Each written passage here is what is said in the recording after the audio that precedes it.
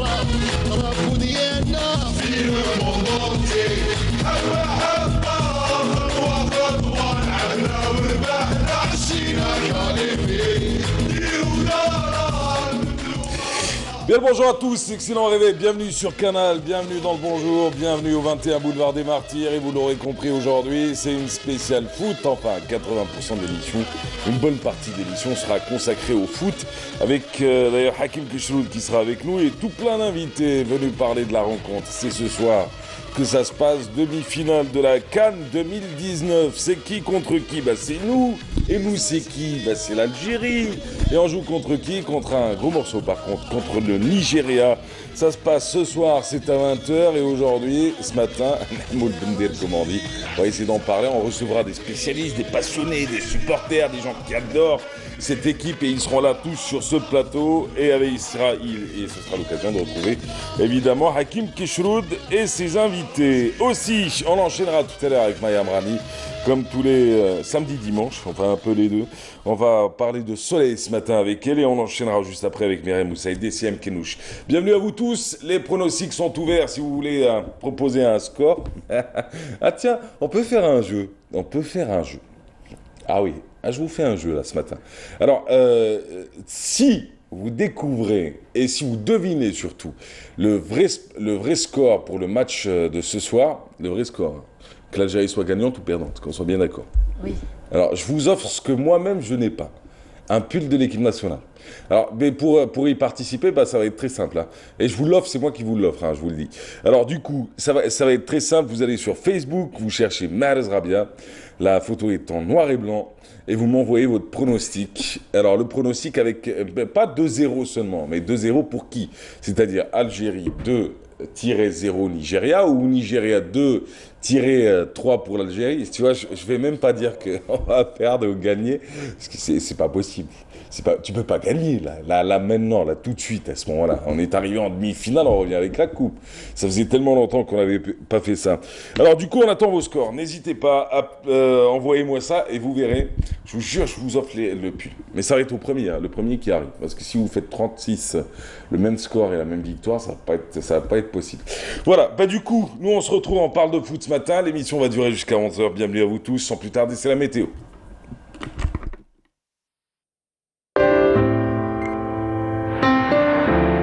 Suivez l'air du temps avec Mobilis. Allez, vous donnez un score ou pas? Même si les règles de mon jeu ne vous permettent pas de gagner, hein, mais vous pouvez toujours participer juste au pronostic. 2-1. Pour qui? 2 pour l'Algérie et un but pour... Pour le Nigeria? Oui. Ouais, c'est un score On classique. espère, Inch'Allah. Ah très bien. Alors du coup, la météo du jour, quel temps fera-t-il en attendant le match de 20h? Il fera chaud encore une fois. Excellent réveil tout d'abord, ravi de vous retrouver. Eh bien, le temps s'annonce chaud sur la partie sud, l'intérieur du pays aussi. Météo Algérie prévoit aussi des vents assez forts atteignant parfois les 50 km/h près des côtes ouest, l'intérieur aussi. On attend des nuages en fin de journée avec développement de quelques foyers orageux sur l'ensemble des régions intérieures. Sur la partie sud, des nuages commenceront à défiler au fil des heures vers l'extrême sud, le Hogar, le Tassili, le Nord Sahara, accompagné de quelques faibles pluies parfois orageuses. À noter aussi des soulèvements de sable au sud-ouest, à l'extrême sud jusqu'au sud des oasis. Les températures, les voici. Le maintien d'un temps chaud sur la partie sud, l'intérieur aussi, avec 48 à Dar Ain Salah, 49, c'est le maximum aujourd'hui à Hassim Saoud, 47 Biskra, Gherdaya, Tindouf aussi, 44 pour Béchar, 46 Ilizi, 39 Taman Rasad Janet, 40 pour Betna, Djilfa, Rilizan, Shlouf, Al-Bayat, c'est le maximum vers le nord, 36 pour Tlemcen, 35 à Oran, 34 à Alger, 32 à Nabas Kikda, 37 également.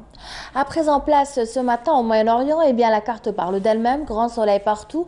On notera un temps souvent voilé, cette fois-ci à Sanaa, Jeddah, Khartoum. Côté température, 44 pour Koweït City et c'est le maximum aujourd'hui. 43 à Riyad, 38 à Abu Dhabi, 35 à Masqat, 29 à Sanaa, le minimum. 37 Jeddah au Caire, 36 à Damas, 33 à Amman et enfin 39 à Khartoum. Aujourd'hui, le soleil se couchera à 20h08. Vous avez toujours le site de Météo Algérie, les www.météoalgérie.dz qui est mis à votre entière disposition. Merci pour votre attention. Excellente matinée. À tout à l'heure.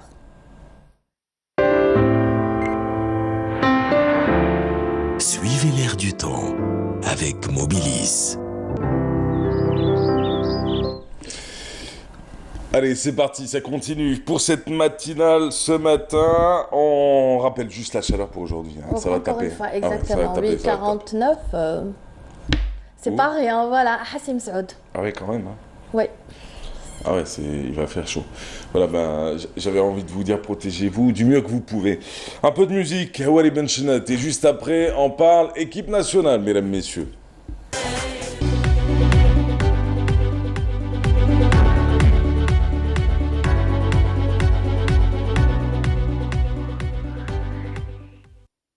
Je trouve qu'il manque de peps, votre jingle. Hein. C'est le jingle avec lequel vous bossez? Bah oui. Et oh, il manque de peps. T'as Hawali Benchenat derrière qui te sort une chanson avec un 4-4-2. Toi, tu lui sors une musique presque classique. Bah voilà. Bon, bah, Voilà. ça Il a s'appelle tout Tais-toi. cassé. Voilà. C'est Big Brother, tais-toi. Bienvenue Hakim, comment ça va bien? Bonjour Mahrez. Vous n'êtes pas seul aujourd'hui, avec vous Ahmed Laribi, bonjour. Comment ça va bien? Très bien. Abdelkader Aïch, bonjour. Bonjour. Bon, ça annonce la couleur. On commence avec l'équipe nationale, on va en parler d'ailleurs ce matin avec vous. On y va. Match ce soir, Nigeria-Algérie, on le sait. Eh, tiens, on fait un petit tour de table débutant pour commencer. Mais débutant conscient. Hein. Ouaïm, je suis pas trop dans le rêve. Pronostic pour vous pour ce soir, Abdelkader Aïch? Pronostic difficile à donner. On va quand même espérer que notre équipe passe alors en finale. Un pronostic.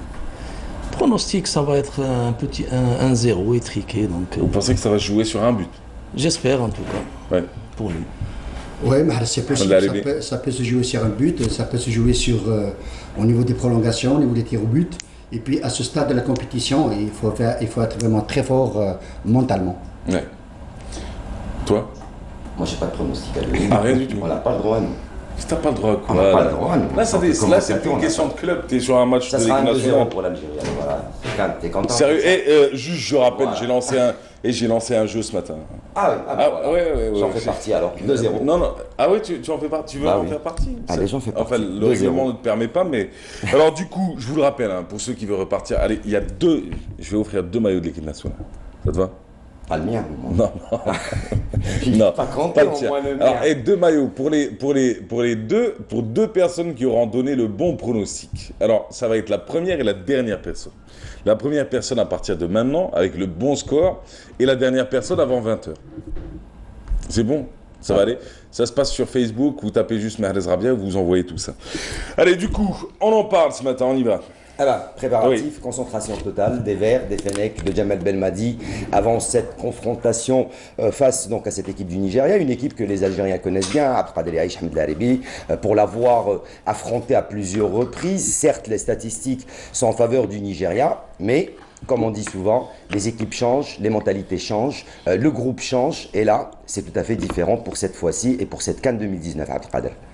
Ouais, il faut reconnaître une chose, c'est que l'Algérie a montré les dents dès le début, alors que le Nigeria a commencé à montrer son crescendo et sans monter en puissance.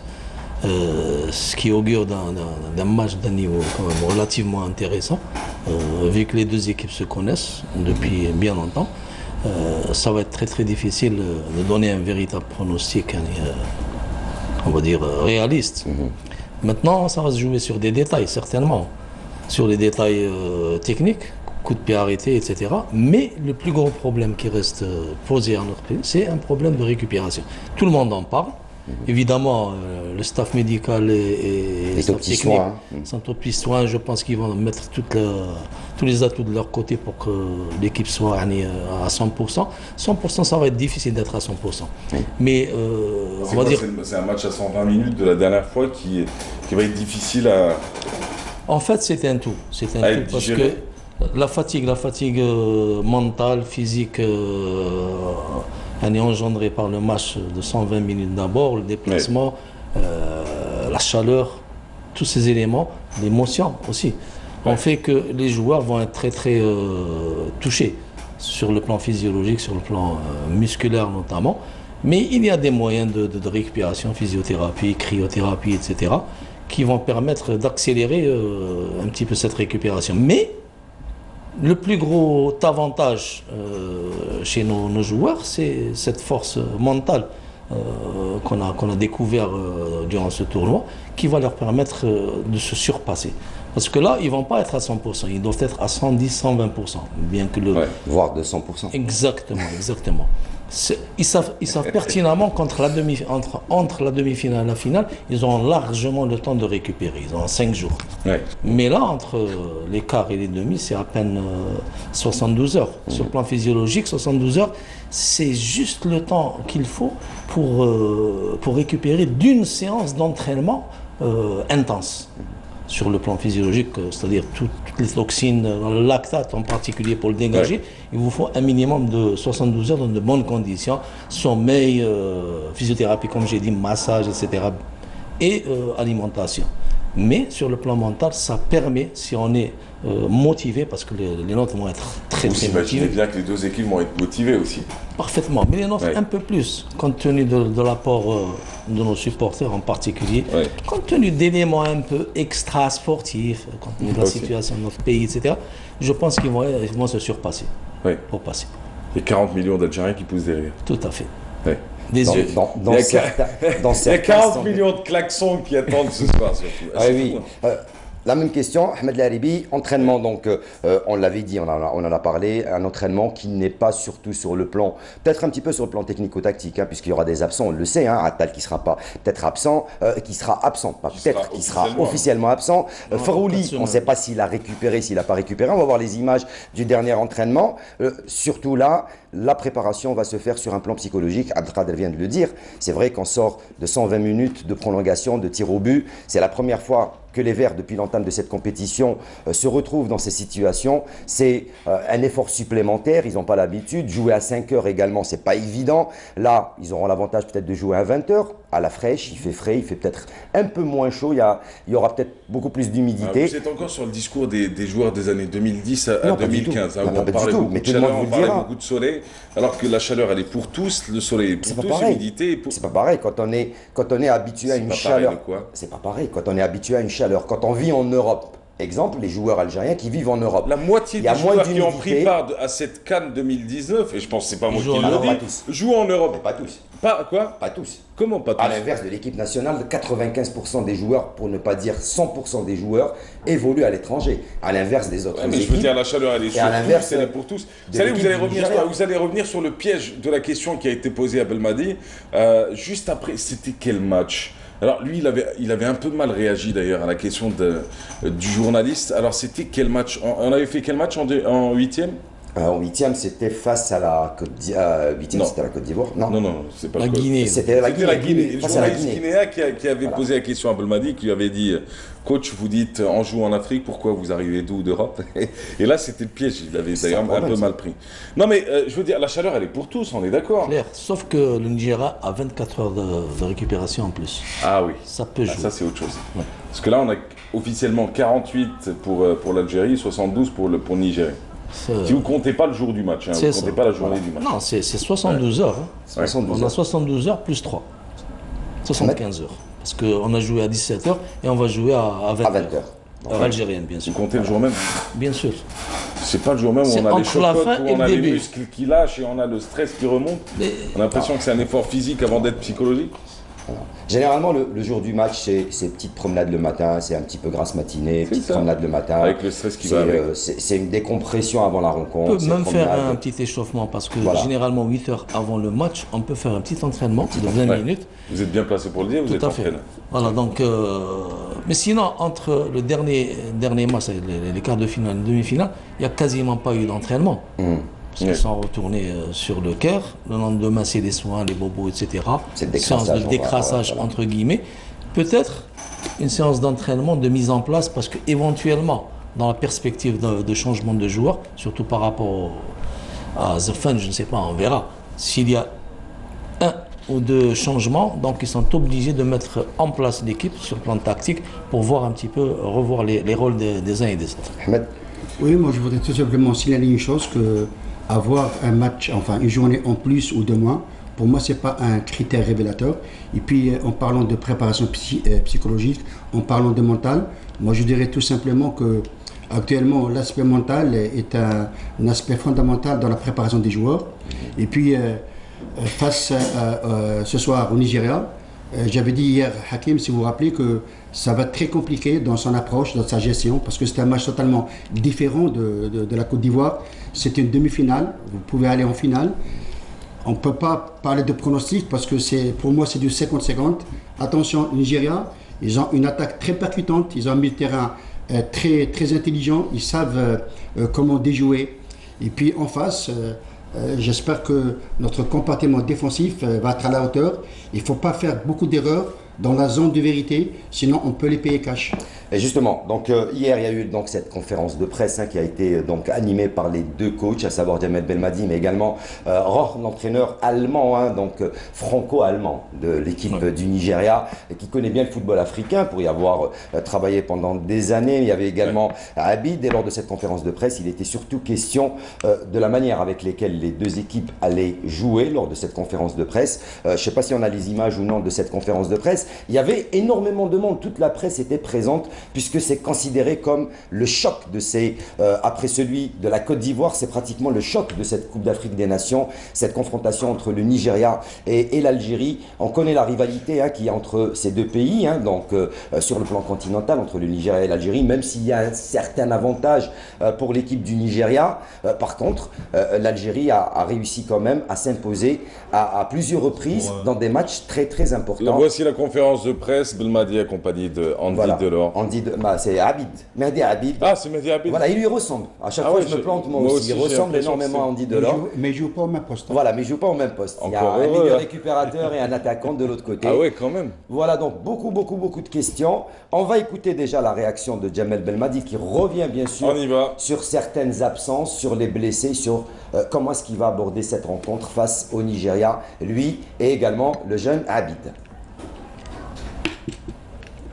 Là, on est passé à la... Ça, c'est toujours la conférence de presse qui s'est déroulée hier avec l'entraîneur Hort, celui Gernot Hort.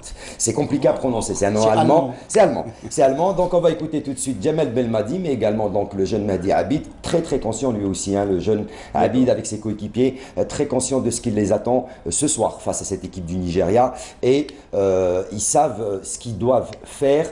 Et Djamel Belmadi, pour sa part, il est resté tout le temps très plat, très concentré. Il n'y a pas lieu de s'alarmer. Il est revenu sur le cas. Il a une manière de gérer les journalistes qui est très particulière. C'est sa manière à lui. Ouais, mais attendez, il est bon aussi de qualifier les choses et de leur donner un nom. C'est pas c'est sa manière à lui. À ce moment-là, tu dis, il joue comme ça. C'est sa manière de jouer. Oui. Non, mais on dit, il a une manière de se comporter en conférence de presse qui ne date pas de l'équipe nationale, qui date déjà de son passage au Qatar, quand il était entraîneur d'un club, où il ne mâche pas les mots, où il aime bien aussi tourner à la dérision certaines questions, remettre à leur place certains journalistes, et ne pas répondre quand il ne veut pas répondre.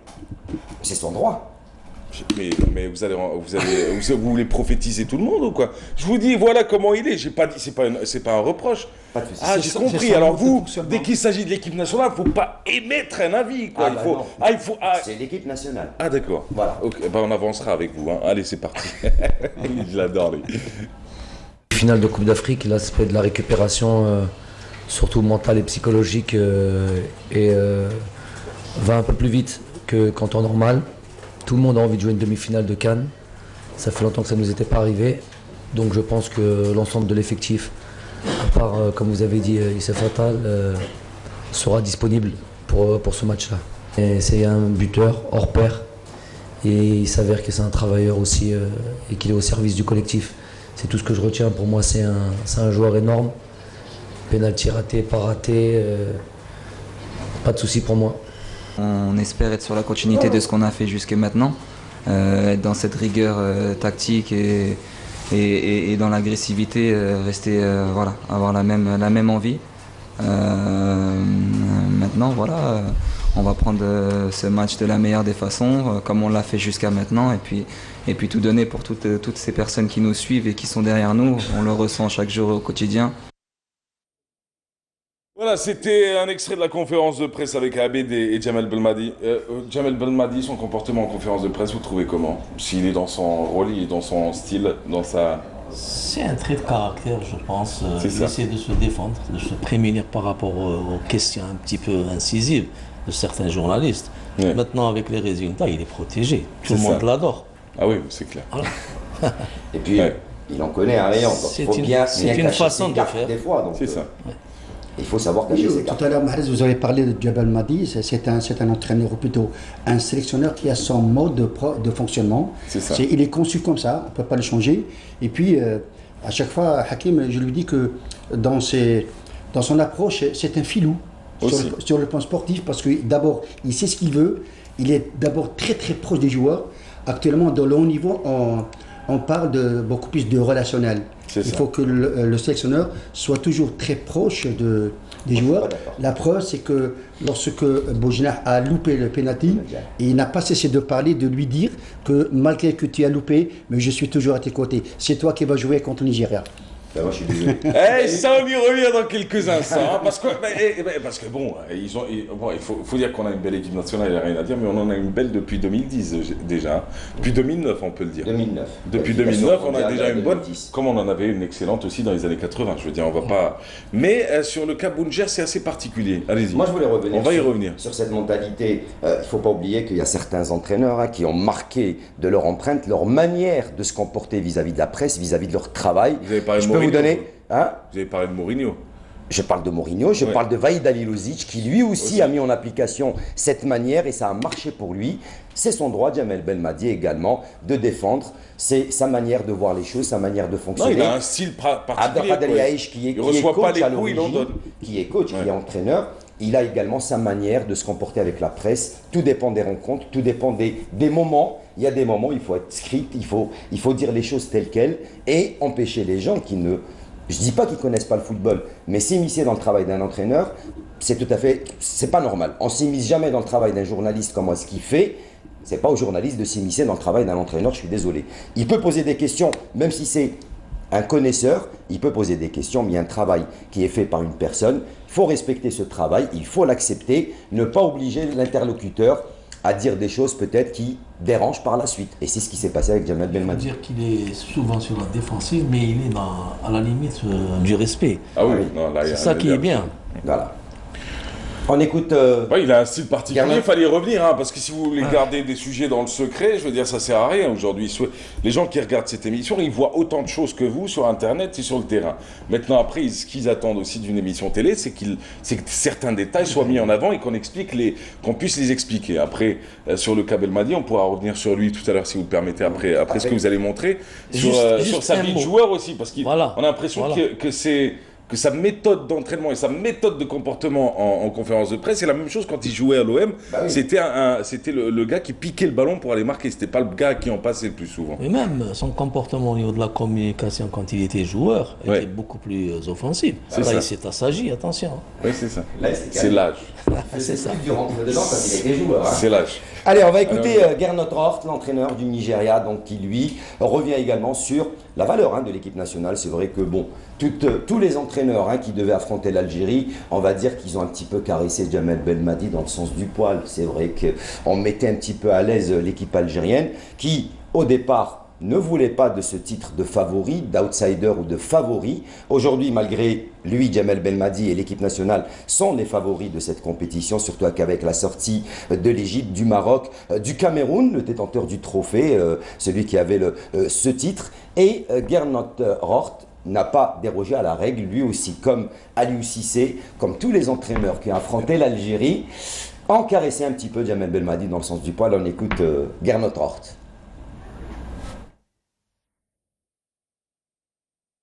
Je vois une équipe d'Algérie solide, qui a un bon équilibre entre l'attaque et la défense, qui est toujours très physique et qui a progressé tactiquement.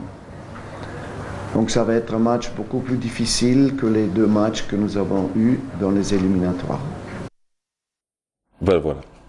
Tout à fait. Vous avez entendu quelque chose? Vous avez compris quelque chose? Bah oui, il a dit que ça va être un match différent de ceux qu'on a joué auparavant. La sélection algérienne mérite du respect, tout simplement. Et ça, c'est des propos de tout entraîneur. Puis c'est un sélectionneur qui connaît très bien son métier. Ouais. C'est un ancien joueur de Bordeaux. Il a entraîné Bordeaux. Il connaît très bien le jeu de Ounes. Donc, pour vous dire qu'il a déjà préparé son plan. C'est ça. Je veux dire, ça ne se joue pas au hasard à ce niveau-là, en fin de compte. Bien sûr. Plus rien. La communication prend de la place dans le football moderne, de toutes les manières. Et là, les propos de Horst prouvent qu'il a envie d'endormir un petit peu les nôtres. Ah oui, hein? Pour essayer de les prendre à revers, si je puis dire. On verra. Alors, les images, on peut les commenter. Entraînement.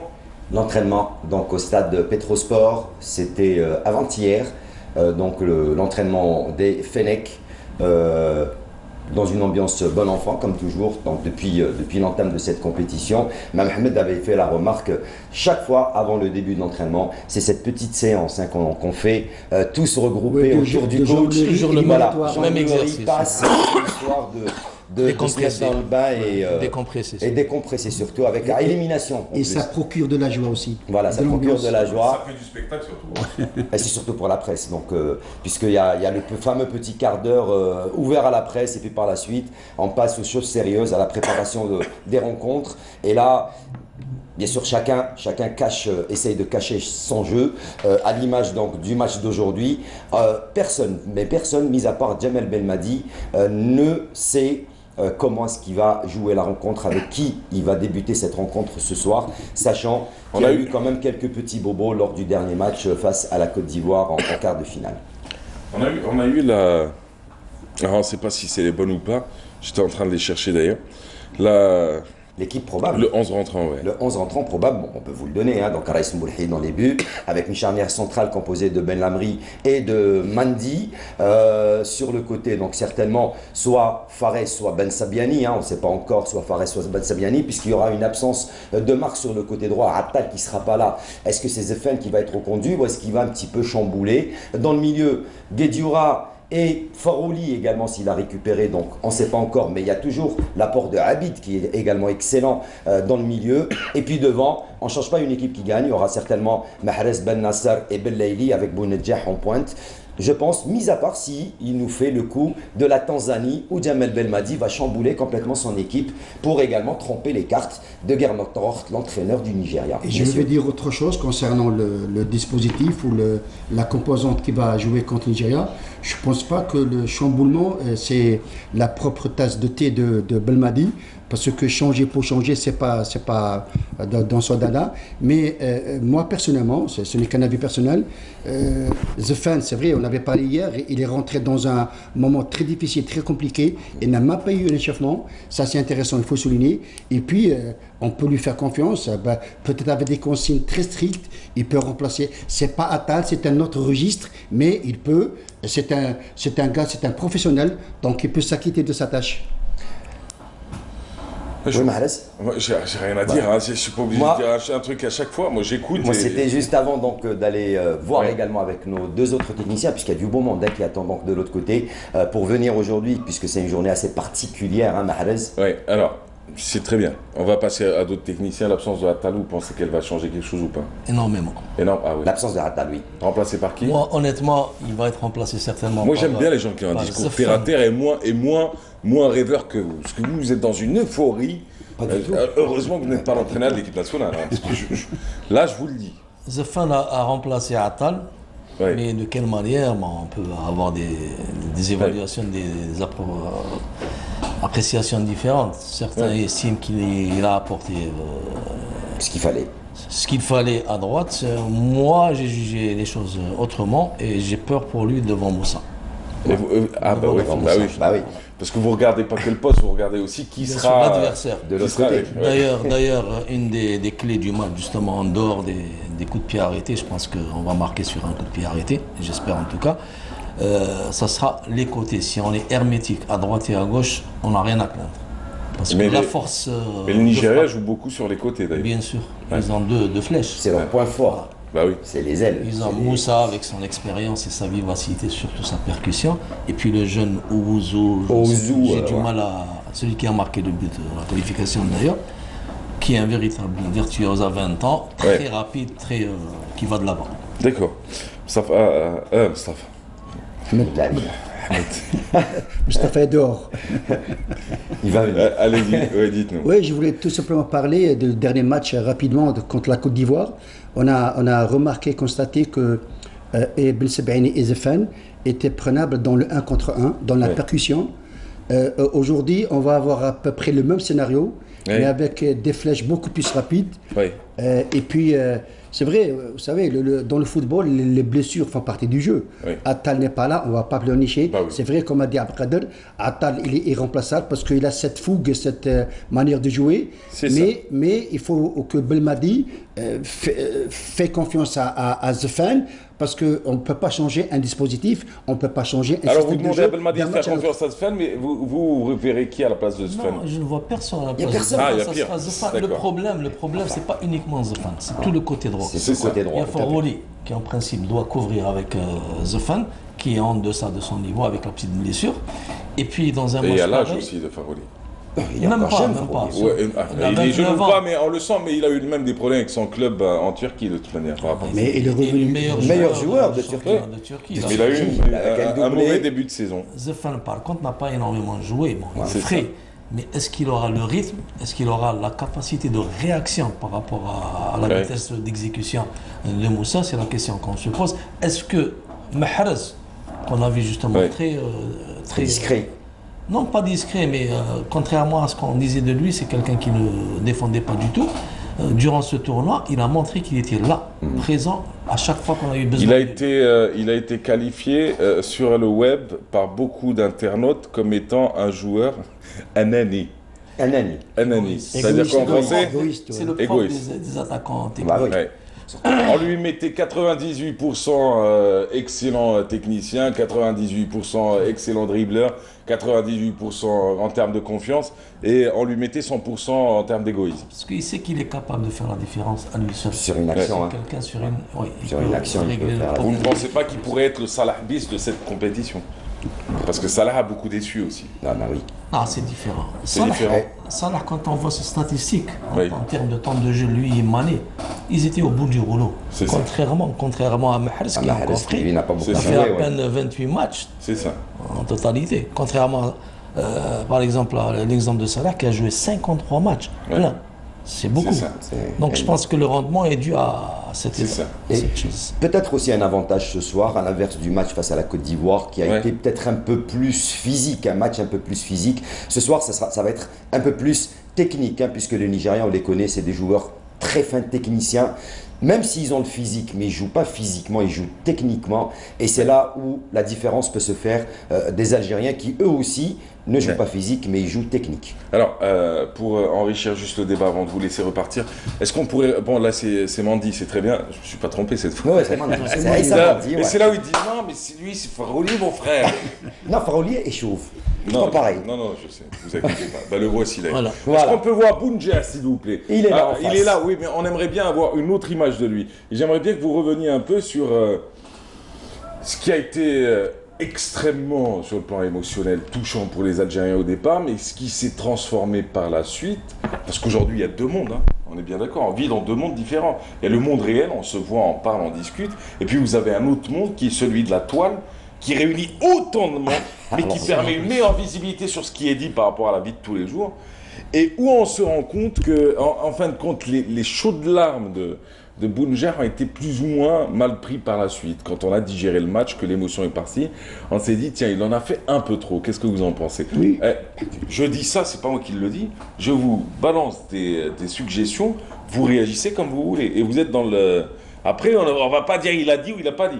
On dit qu'il en a fait un peu trop et que d'une certaine manière, c'était pour influencer émotionnellement son entraîneur pour que face au Nigeria, s'il passe, au moins, il est présent. Non, je ne le pense pas, Mahrez, parce qu'on avait déjà discuté avec Hakim. Moi, j'avais dit que Bounja, après avoir raté le penalty et sortir par la suite, c'était comme un enfant à qui on lui a volé son jouet. il ne revenait pas parce que d'abord, sur le plan mental, il était dans ce qu'on appelle un état second. Ouais. Et puis, c'est un tempérament, c'est comme ça. Donc, je ne pense pas qu'il l'a fait sciemment. Ouais.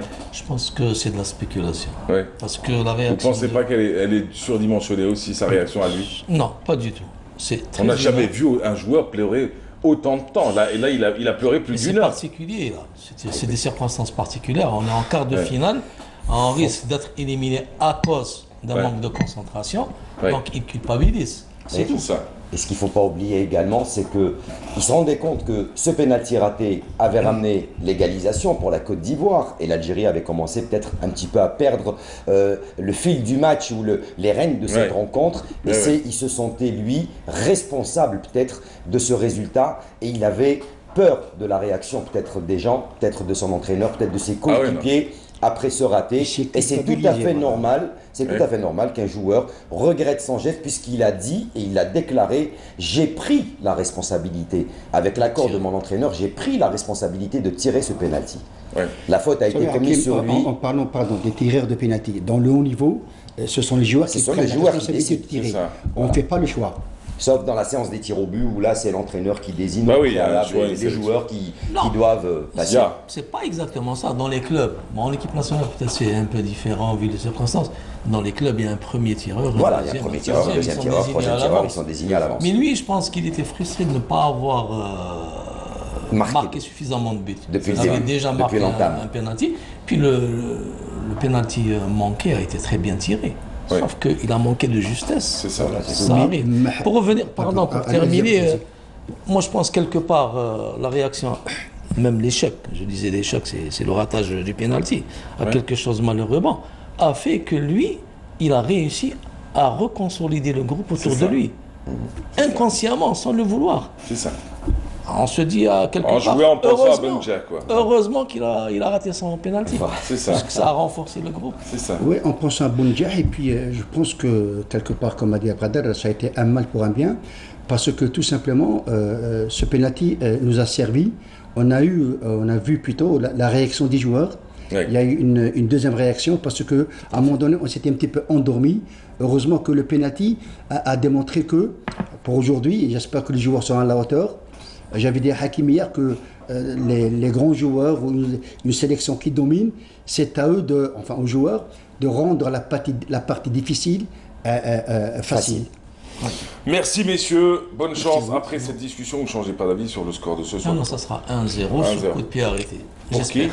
Pour l'un des deux. Pour l'Algérie. Ah, pour l'Algérie. On passe en finale. Maintenant, ça devient un objectif de passer en finale et de gagner le trophée. Alors on peut finir avec ce point. Si on s'arrête ce soir, qu'est-ce qui se passe? Rien n'est remis en cause. Moi, je pense que on saluera le parcours. C'est une déception. Sauf qu'il faudra donner le maximum. Mais ils auront montré en tout cas un beau visage pendant cette CAN. On a retrouvé un bon augure pour l'avenir. Allez, on se retrouve dans quelques instants. Merci messieurs. Vous verrez où le match ce soir? C'est moi. Ici. Ici. Ah, ça dépend de Hakim. Ah si, ici. Vous venez d'apprendre que vous êtes prévu pour ce soir. Pour vous verrez ici. Bien sûr. Pareil.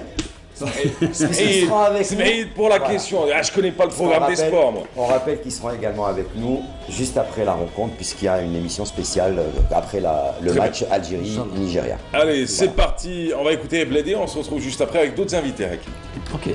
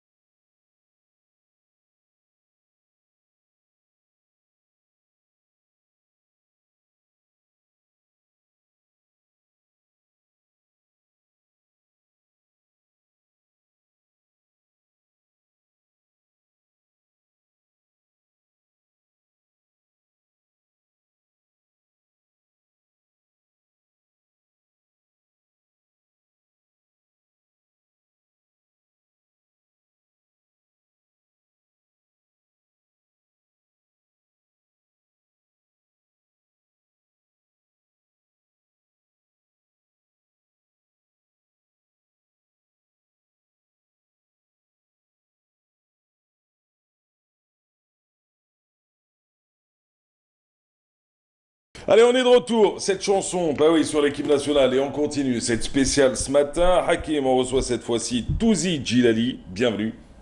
Bonsoir. Bonjour plutôt. Et bonjour, bah oui. Et Faisal Bentala. Bonjour. Bienvenue aussi. Merci. L'un est consultant, l'autre est ancien international, ancien gardien. Et entraîneur. Et entraîneur. Gardien. Voilà. Entraîneur des gardiens de qui cette fois? En ce moment, on est en chômage. Inch'Allah, mazal shouya, mazal shouya. Canal est là en tout cas. Il est en Canal vacances. est là. On est en vacances, voilà. Votre dernier club, c'était où? Blida. Blida. Ah. Comment va Blida depuis? Ça marche pas. Ah bah, Bismillah kul khair, Inch'Allah. eh ben, on espère en tout cas une reprise pour vous et pour Blida. Inch'Allah. Allez, messieurs, on va parler de l'équipe nationale toujours. Match ce soir, Nigeria-Algérie. On revient sur la même question que pour les messieurs tout à l'heure. Pour Ahmed Belharibi et Kadri. Alors du coup, le score. Enfin, le pronostic pour le match. En un mot, parce qu'on va passer à quelque chose de plus technique juste après. Le plus important, c'est que ça sera très difficile, Ouais. mais on a les moyens d'aller jusqu'au bout. Inch'Allah, une belle victoire aujourd'hui, Inch'Allah. Ouais. Vous aimez bien Boulhi? Oui, bien Ouais. sûr. En ce moment, il a encaissé un seul but, donc c'est une bonne chose c'est- pour l'Algérie. Hein. La C'est cage, elle le était vierge, meilleur dommage. gardien de la CAN, Dommage, pour c'est le l'instant. meilleur, je pense. Il a encaissé un seul but pendant 5 matchs, donc c'est une bonne chose pour notre équipe nationale. C'est un goal qui n'encaisse pas, c'est un goal qui est en confiance. Oui, bien sûr. Ouais. Donc, Il n'y a pas que un lui, gardien. même la défense. la défense, c'est tout le monde qui est concerné en ce moment. Dans Et cette j'ai une équipe. pensée particulière pour Chauchi. Ah mon Dieu, si t'étais plus sérieux, mon Fawzi. grand. Ah, c'est un Si très t'es- très bon gardien. Ah oui, c'est fou. C'est dommage pour lui. Hein. Il est capable du pire et du meilleur, ce garçon. oui. C'est Excellent. je pense que je dirais qu'il a raté sa carrière. Vous pensez? Ah oui, c'est un très très bon élément. Non, sur Oui, le plan, oui, peut-être oui. il a raté ça. On a l'impression qu'il a tout vécu, lui. Hein, qu'il a Non, vécu. bon, c'est un mondialiste, C'est ça, déjà. mais il pouvait faire plus. C'est-à-dire, il pouvait aller jouer à l'étranger, vu le gabarit Le qu'il a, gabarit qu'il avait, les potentiel résultats qu'il qu'il a, avait également. l'ascension qu'il avait. Ouais. Il a quand même fait la qualification de la Coupe. C'est lui qui nous a qualifiés. hein, Voilà, qu'on le veuille donc ou non. Non, il ne faut pas oublier que l'Algérie, en ce qui concerne les portiers, a toujours eu de très très grands gardiens. gardien de but, voilà. L'Algérie a toujours eu, on se rappelle les Abrouk, les Serbah, les Bantala, on se rappelle plein de gardiens de but qui n'ont malheureusement peut-être pas eu la chance, eux, de devenir professionnels. Voilà. Ils n'ont pas eu la possibilité de le faire. Par C'est contre, dommage. d'autres... Pardon, Hakim, moi je dirais peut-être c'est un inconvénient, c'est dans la longévité de sa carrière. C'est C'est-à-dire ça. qu'il aurait pu faire une carrière beaucoup plus intéressante sur le plan international dans la durée. Voilà, dans la durée. voilà. Vous en avez un qui relance sa carrière à la Juventus, c'est qui? C'est Buffon. Buffon. Qui quitte la Juventus en pleurs, qui part au PSG, qui fait une saison au PSG, Et qui revient à la Juve. Ah bah oui, qui se remplit les poches surtout et qui revient à la Juve. Ce qui est important aussi, pardon. Et l'âge avancé. Hein, oui. C'est en football, peut-être on poste. peut aller. Dinosaure, par exemple. Non, on Dinosaure, peut c'est aller resté, à l'extrême âge. Bah, vous avez Olivier Kahn, vous Surtout en le avez. poste de gardien de but. C'est ça. Avec l'âge, on prend de la sagesse, on prend de l'assurance. Et aussi, il ne faut pas oublier, c'est des joueurs professionnels au sens propre du mot. Donc je pense que Buffon, c'est pas n'importe qui. C'est ça. Il était élu plusieurs fois meilleur gardien du monde. Hein. Oui, bah oui. Pas dans un Avec club. l'Italie, Donc, avec l'Italie, avec son club, l'Italie, avec la avec Juve, la donc, Juve, plusieurs fois champion d'Europe. Voilà. Donc c'est pas facile. Hein. Le mystère Mboulhi, comment vous l'expliquez? Le mystère Mboulhi, il est Bon, bon en en équipe équipe nationale, nationale. il est très bon dans son club. Ben attendez, dans son club quand il en a. Hein. Voilà. Ah oui, non, faut dire la vérité. Ça fait 2 ans, je vois- qu'il joue régulièrement avec le Oui, club oui, qatari, non, il n'y a pas de donc, problème. C'est pas une en Arabie critique. Saoudite, Eh, mais c'est- en Arabie Saoudite. Oui, mais c'est pas une critique. C'est mais je sais. Hakim. N'attaquez pas à chaque fois qu'il y a quelque chose qui est dit. Mais c'est vrai que longtemps, il a été sauvé par Raourawa, si on s'en rappelle.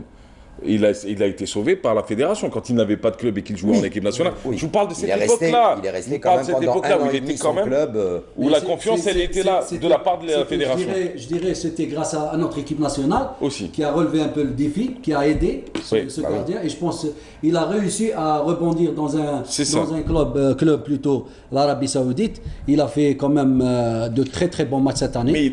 Mais c'est étrange qu'un gardien comme lui, qui est gardien numéro 1 d'une équipe nationale, qui a fait un bon parcours pendant une période, qui a disparu des radars depuis un temps. Il a fait une Coupe du Monde 2014 Exceptionnelle, exceptionnelle. qui a C'était l'un été des meilleurs gardiens de. Et on a du parlé, les Allemands parlaient de lui d'ailleurs. Écoute, Et on le retrouve dans aucun club par la suite. écoute, Vas-y, balance-moi l'accessoire qui manquait. Hein. Eh ben voilà. Écoute, voilà. Un gardien Parce qu'on me reproche depuis ce matin de ne pas... Ah là. Tu m'aurais demandé, j'en avais une, hein, je peux aller te la chercher. Ah sérieux, t'avais une écharpe? Bah oui, oh là encore une.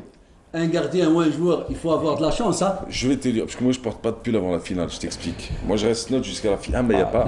Désolé. Alors, dites-nous. Il faut avoir de la chance. Il faut avoir de la chance. Ah oui. Boulhi, il est chanceux.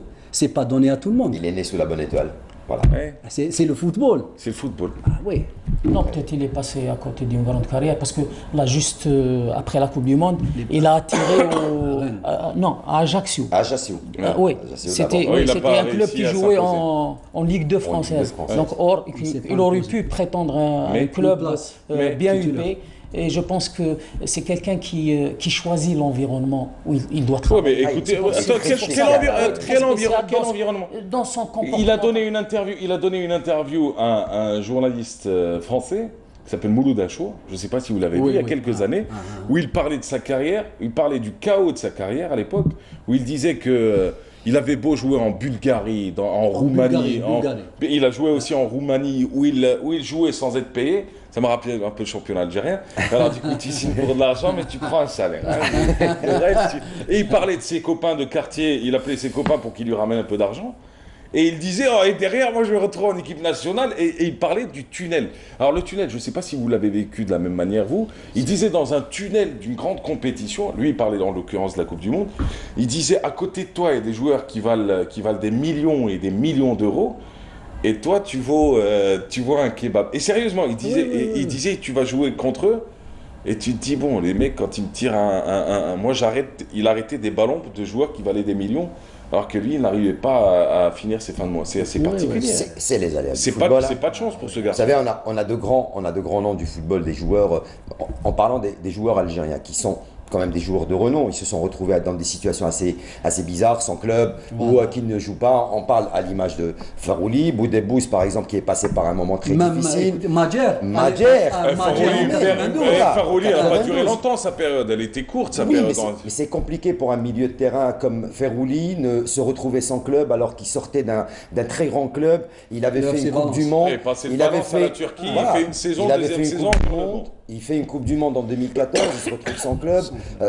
C'est vrai que ça fait mal pour un joueur, pour un gardien de but, pour un joueur de se retrouver sans club. Sur le cas Farouli, juste pour fermer la parenthèse, parce que j'ai aussi regardé son interview, je ne sais pas si vous l'avez vu, juste avant la Coupe d'Afrique, où il parlait de cette période de vide, en Turquie, où ils ont signé un nouveau joueur, ils le mettent à sa place. Il dit, mais moi j'adore ce genre de scénario parce que... parce qu'il dit, moi je continue à m'entraîner, j'attends juste, tu vois, Torra. Tu connais Torra? Oui. Torra, c'est le trou. La petite occasion, il passe par ce trou et il dit, je m'impose et je reprends ma place. D'ailleurs, il s'est imposé. C'est ça. Il était remplaçant, il est rentré, il a marqué un but de la qualif. Je pense que c'était au match de Coupe d'Afrique, plutôt Coupe Champions League. Il a marqué, il s'est imposé. Et depuis, il reprend sa place. Il reprend sa place. Je vous donne un autre exemple. Ça ne marche pas pour lui. Je vous donne un autre exemple. Riyad Mahrez, il était adulé à Leicester. C'était le roi. C'était le roi à Leicester. Il a fallu qu'il change de club pour aller à City. Et à City, excusez du peu, il n'y a pas de Guardiola qui est entraîneur, mais il y a de la qualité derrière. Même aussi, il s'est imposé. Mais là, malgré ça, il a réussi à s'imposer. Mais c'est aux joueurs de s'imposer. Mais c'est pas le Mahrez de Leicester. Il y a des joueurs exceptionnels qu'on appelle des joueurs de défi. C'est ça. Qui défient. S'il n'y a pas de challenge, il n'y a pas de... C'est le charme d'un sportif. On va voir un témoignage, juste un petit truc et après on va... Alors non, là on va parler parce que c'est vrai qu'il y a plein de choses qui se disent donc sur les réseaux sociaux, le déplacement des supporters, on va en parler également. Aujourd'hui, la chaîne de télévision, la radio ou le média qui fait abstraction de ce qui se passe dans les réseaux sociaux passe à côté de la réalité parce qu'il y a deux mondes, le monde que l'on vit, que l'on voit, que l'on ressent, et il y a l'autre monde dans lequel on passe énormément de temps et où tout se joue en fin de compte, et c'est les réseaux sociaux. J'aimerais juste vous proposer un petit témoignage, un petit avis, et puis juste après on y revient. Allez, allons-y. Alors, est-ce qu'on va voir ce témoignage ou... Non, c'est un camarade africain. C'est un, voilà, c'est un camarade du continent, tu vois, frère. Nous, on a jamais... Le monde, fierté, honneur, principe, tout y passe. Chaque pays dans ce monde a sa propre capitale. Sénégal, Dakar, Portugal, Lisbonne, Cameroun, Yaoundé. L'Algérie, lui, c'est le monde entier. Leur slogan, les hommes. Non, les hommes. Les hommes. Voilà. À Marseille, 1 minute après la victoire de l'Algérie, il y avait des mecs en haut des feux rouges, d'autres sur des grues, la circulation coupée, les magasins fermés, les voitures bloquées, d'Airbook à la main, ils étaient tous en train de chanter « Cholet, Cholet, Cholet, les Algériens danger !» Des milliers de personnes qui marchaient tous dans la même direction, c'était plus Game of Thrones, mais Alger of Thrones. Donc merci le foot et merci l'Algérie pour l'ambiance. Merci le foot et merci l'Algérie. Je pense qu'il va être le meilleur youtubeur. Hein bah oui. Ah lui, il a tout compris. Hein. mais de toute manière, je vais vous dire que ce soit Gad Elmaleh, que ce soit Jamel Debbouze, que ce soit l'ensemble des comédiens, quand ils veulent chambrer un peu, ils prennent l'Algérie comme exemple. Hein. Bah oui. Et ça te permet de buzzer très vite parce que parce que nous en Algérie, il suffit qu'il y en ait un qui soit qu'il soit à Madagascar ou qu'il soit au Nicaragua. Du moment où il parle de vous. Ah bah, tout le monde repartage, hein. Tout le monde, tu deviens le meilleur. Mais on adore ça, on adore quand on parle de nous. Comme il a dit Hakim hier, j'étais avec lui, c'est une marque dépose 1, 2, 3, viva l'Algérie. Qui va la prendre? C'est ça. Ouais, mais il faut connaître aussi l'origine du 1, 2, 3, viva l'Algérie. Parce que ça avait commencé avec un autre pays et puis c'est arrivé en Algérie. Ouais. Historiquement, c'est un peu plus complexe. Nouvelle, je pense que... Si. Ça a été... remis au goût du jour. C'était l'époque des révolutions, hein, je vous dis ça, je dis rien. Mais après, on aura le temps, on se reverra de toute façon. On se reverra. Après la finale. À ce qui paraît, la saison prochaine, je suis envoyé au service des sports. Il va commenter les matchs la saison prochaine, on aura le temps d'en reparler la saison prochaine avec nous. Le championnat ne m'intéresse pas, mon frère.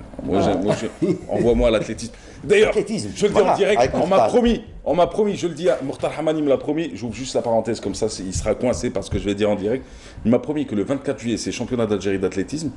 Et comme j'ai fait presque 10 ans de saut en hauteur, ça se voit pas, je sais. Il s'est laissé aller, hein, comme certains joueurs. Qui a disparu. On avait 17 ans, on portait 180 kg au demi-squat. Donc du coup, après quand tu lâches, tu manges des sandwichs.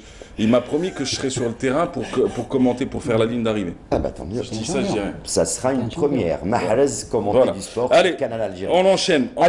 Alors, on enchaîne très rapidement. Donc on le sait qu'un pont aérien a été mis en place 16 avions. Voilà, 16 avions donc au départ. Hier, c'était les assauts sur les agences de voyage, entre autres donc le Touring Club Algérie, les supporters algériens qui couraient pour aller essayer de trouver des places pour faire le déplacement. On va voir les images et on va voir également donc le sujet des sonores. Alors, les gens se déplacent, tout le monde maintenant cherche à aller rejoindre l'équipe nationale en Égypte pour soutenir. On sait que le 12e homme, Bantala Touzi Djilali, le 12e homme, a un rôle très très important, surtout durant ces moments demi-finale de Coupe d'Afrique des Nations, avec une possibilité d'aller décrocher ce billet pour la finale. C'est le 12e homme qui peut aider à passer donc ce cap des demi-finales. Oui, écoutez, c'est tout à fait normal.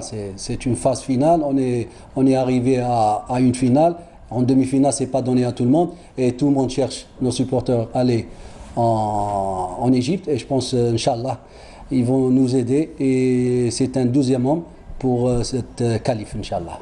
Touzi. Non, ils l'ont déjà prouvé auparavant. Donc, notre peuple respire le football, respire l'équipe nationale. Donc, il y a ce lien, il y a cette convivialité entre même les supporters et les joueurs. Donc, ils sont là pour essayer de booster au maximum le joueur et d'aller pourquoi pas en finale. Et je pense qu'avec l'apport de notre public, écoutez, même les joueurs, ils sentent qu'il y a des gens derrière, il y a un public formidable qui est derrière, donc ils sont obligés de donner le maximum d'eux-mêmes, ils sont obligés d'être à 200% de leurs moyens pour satisfaire ce merveilleux public. Il est beau ce public. Ouais. C'est vrai, il est pas mal. Hein. Hey, mais j'ai envie de vous dire, il y a eu... Bonjour. Si. Ça va?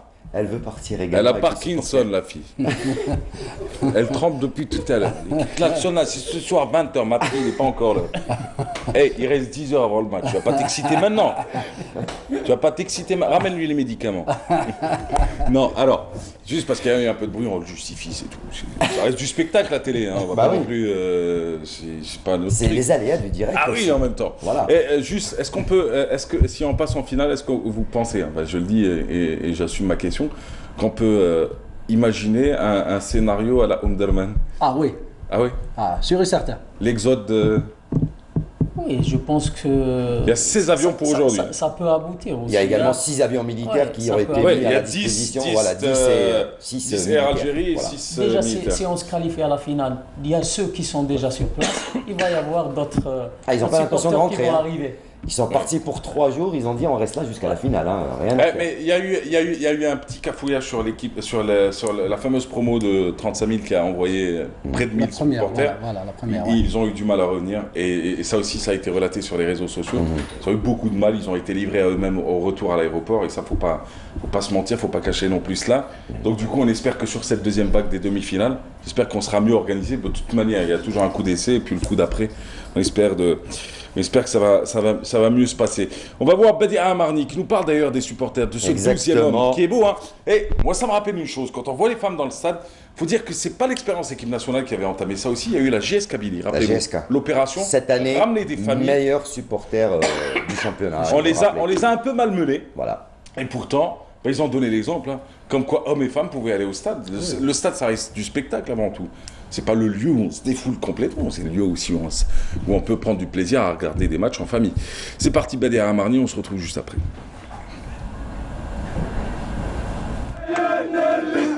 C'est dans une ambiance festive à bord des avions d'Air Algérie que les supporters des Verts se sont rendus en Égypte pour être au cœur de cet événement sportif et encourager leur équipe qui a su se distinguer lors de cette CAN 2019. Le déplacement a été rendu possible grâce à un pont aérien.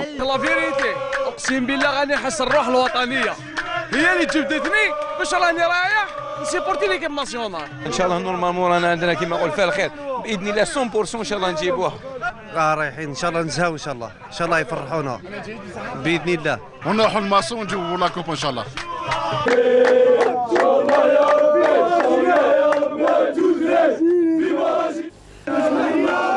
Ici, à l'aéroport international du Caire, toutes les dispositions ont été prises pour accueillir nos supporters.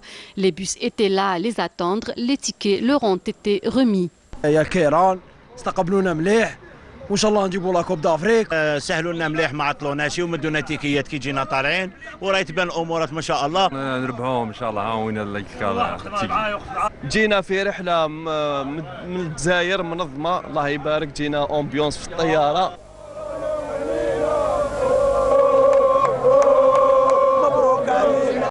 Les efforts fournis par les poulains de Belmadi et le soutien des supporters ne sont pas restés vains. Le rêve africain est désormais possible.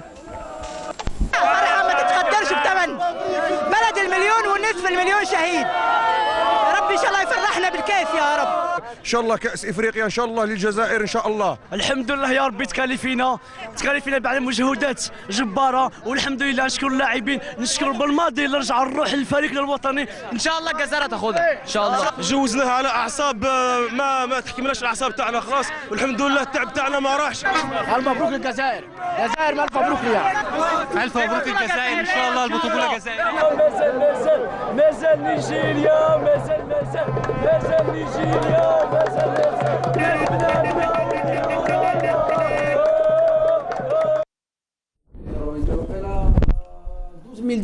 Oui, au marché, t'as compris mon frère. Il a son maillot, Mahrez. Voilà. Il a le maillot. Si on passe en finale, je le porterai.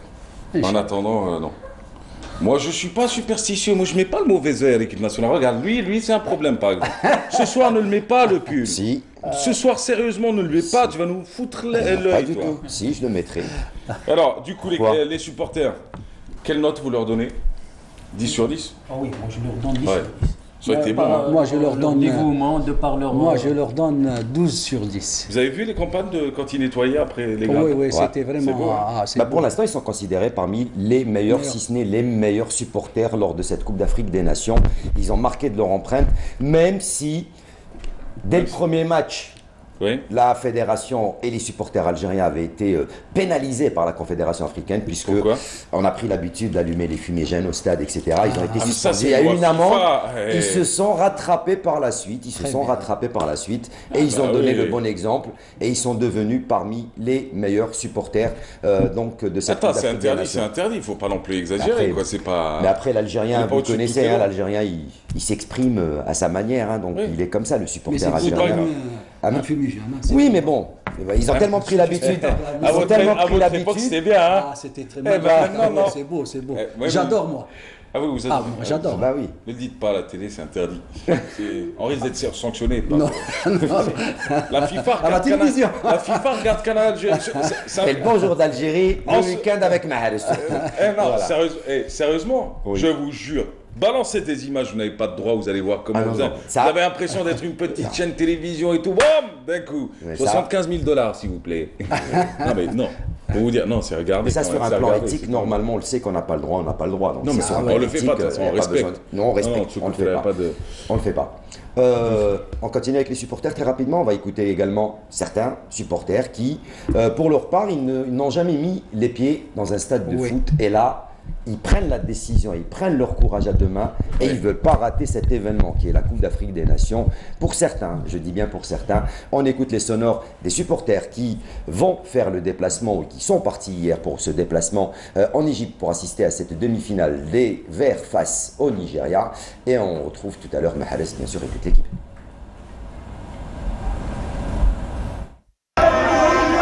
Tout en diminuant leur vœu au plus bas. Ces supporters nourrissent au fond d'eux-mêmes une confiance aveugle en la troupe de Belmadi, qui a été à la hauteur des aspirations de ses supporters et de tout un peuple qui les soutenait.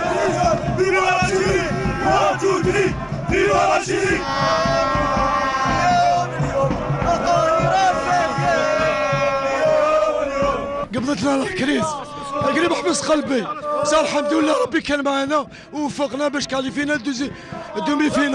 الحمد لله كي تكاليفينا وان شاء الله لا دومي فينال وان شاء الله لا فينال ان شاء الله ورانا توجور في القاهره زاهيين ان شاء الله. ويعطيهم الصحه وفرحونا 120 دقيقه والستريس والغمه والقلب والسكر ولا طونسيون مي بصح معليش يعطيهم الصحه ما قري كيكون خسروا يعطيهم الصحه لعبوا مليح وشرفونا. Ces supporters sont venus des quatre coins du pays, tous unis sous les couleurs de l'emblème national.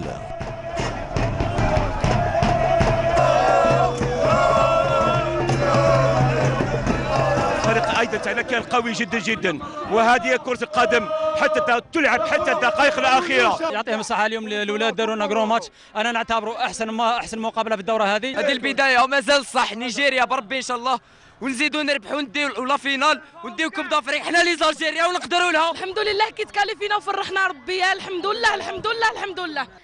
l'Algérie من قلبي وجودي بلا l'Algérie.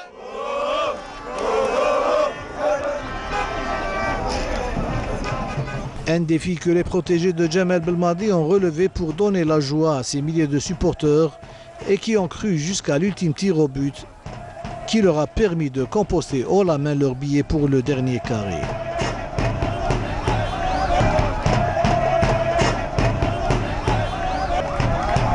Bounja est rentré en caleçon à l'hôtel. Hein. Je ne sais pas si vous savez. Ah, il a donné son maillot. Le short, après, c'est d'y aller. Le sujet de Adel Bouhamed. Alors, Adel Bouhamed, c'était pas le reportage qui était prévu. Voilà, mais c'est pas grave. Non, mais c'est pas grave. Ça, c'est l'après-match. C'est juste après la victoire des Verts face à la Côte d'Ivoire. Face à la Côte d'Ivoire. Les émotions. Voilà, les émotions des supporters présents au stade donc, lors de cette rencontre face à la Côte d'Ivoire. Merci, messieurs. Vous regarderez où le match? Ici. À la maison, Inch'Allah. Tout le monde est mobilisé. Ce soir, on sera là, Inch'Allah, avec Hakim, Inch'Allah. 1, 2, 3, vive l'Algérie, Inch'Allah. En tout cas, j'espère qu'on vous reverra tous les deux plus souvent sur les plateaux. J'espère qu'on n'oubliera pas nos anciens aussi. À l'époque, il faudra dire juste une chose. On va balancer une chanson en vous remerciant d'ailleurs, mais je ne sais pas si vous vous rappelez de l'époque Djamel Belmadi. Vous étiez à quelle époque en équipe nationale, vous? Les années 90. 90. Il y avait une certaine époque où les internationaux algériens qui étaient dans les clubs étrangers payaient leur billet d'avion pour arriver en équipe nationale. Oui, c'est les étrangers, pour les étrangers, effectivement. C'est eux qui payaient leur billet d'avion, parce qu'à l'époque, fédération ou les chiens. Même ici, attention. Les joueurs qui jouaient à l'est du pays, à l'ouest, c'est avec leurs propres moyens. C'est fou. Donc, on les salue. C'est pour ça qu'il ne faut pas les oublier. Ah oui. Voilà. Merci messieurs. Merci beaucoup. Allez, quant à nous, on se retrouve dans quelques instants, toujours avec Hakim et d'autres invités. Tiens, on aura une femme qui va parler de foot aujourd'hui. Ah oui, elle est en équipe nationale féminine. Ouais, elle est entraîneur des U20. Allez, c'est parti en musique, on se retrouve juste après. Ex-international.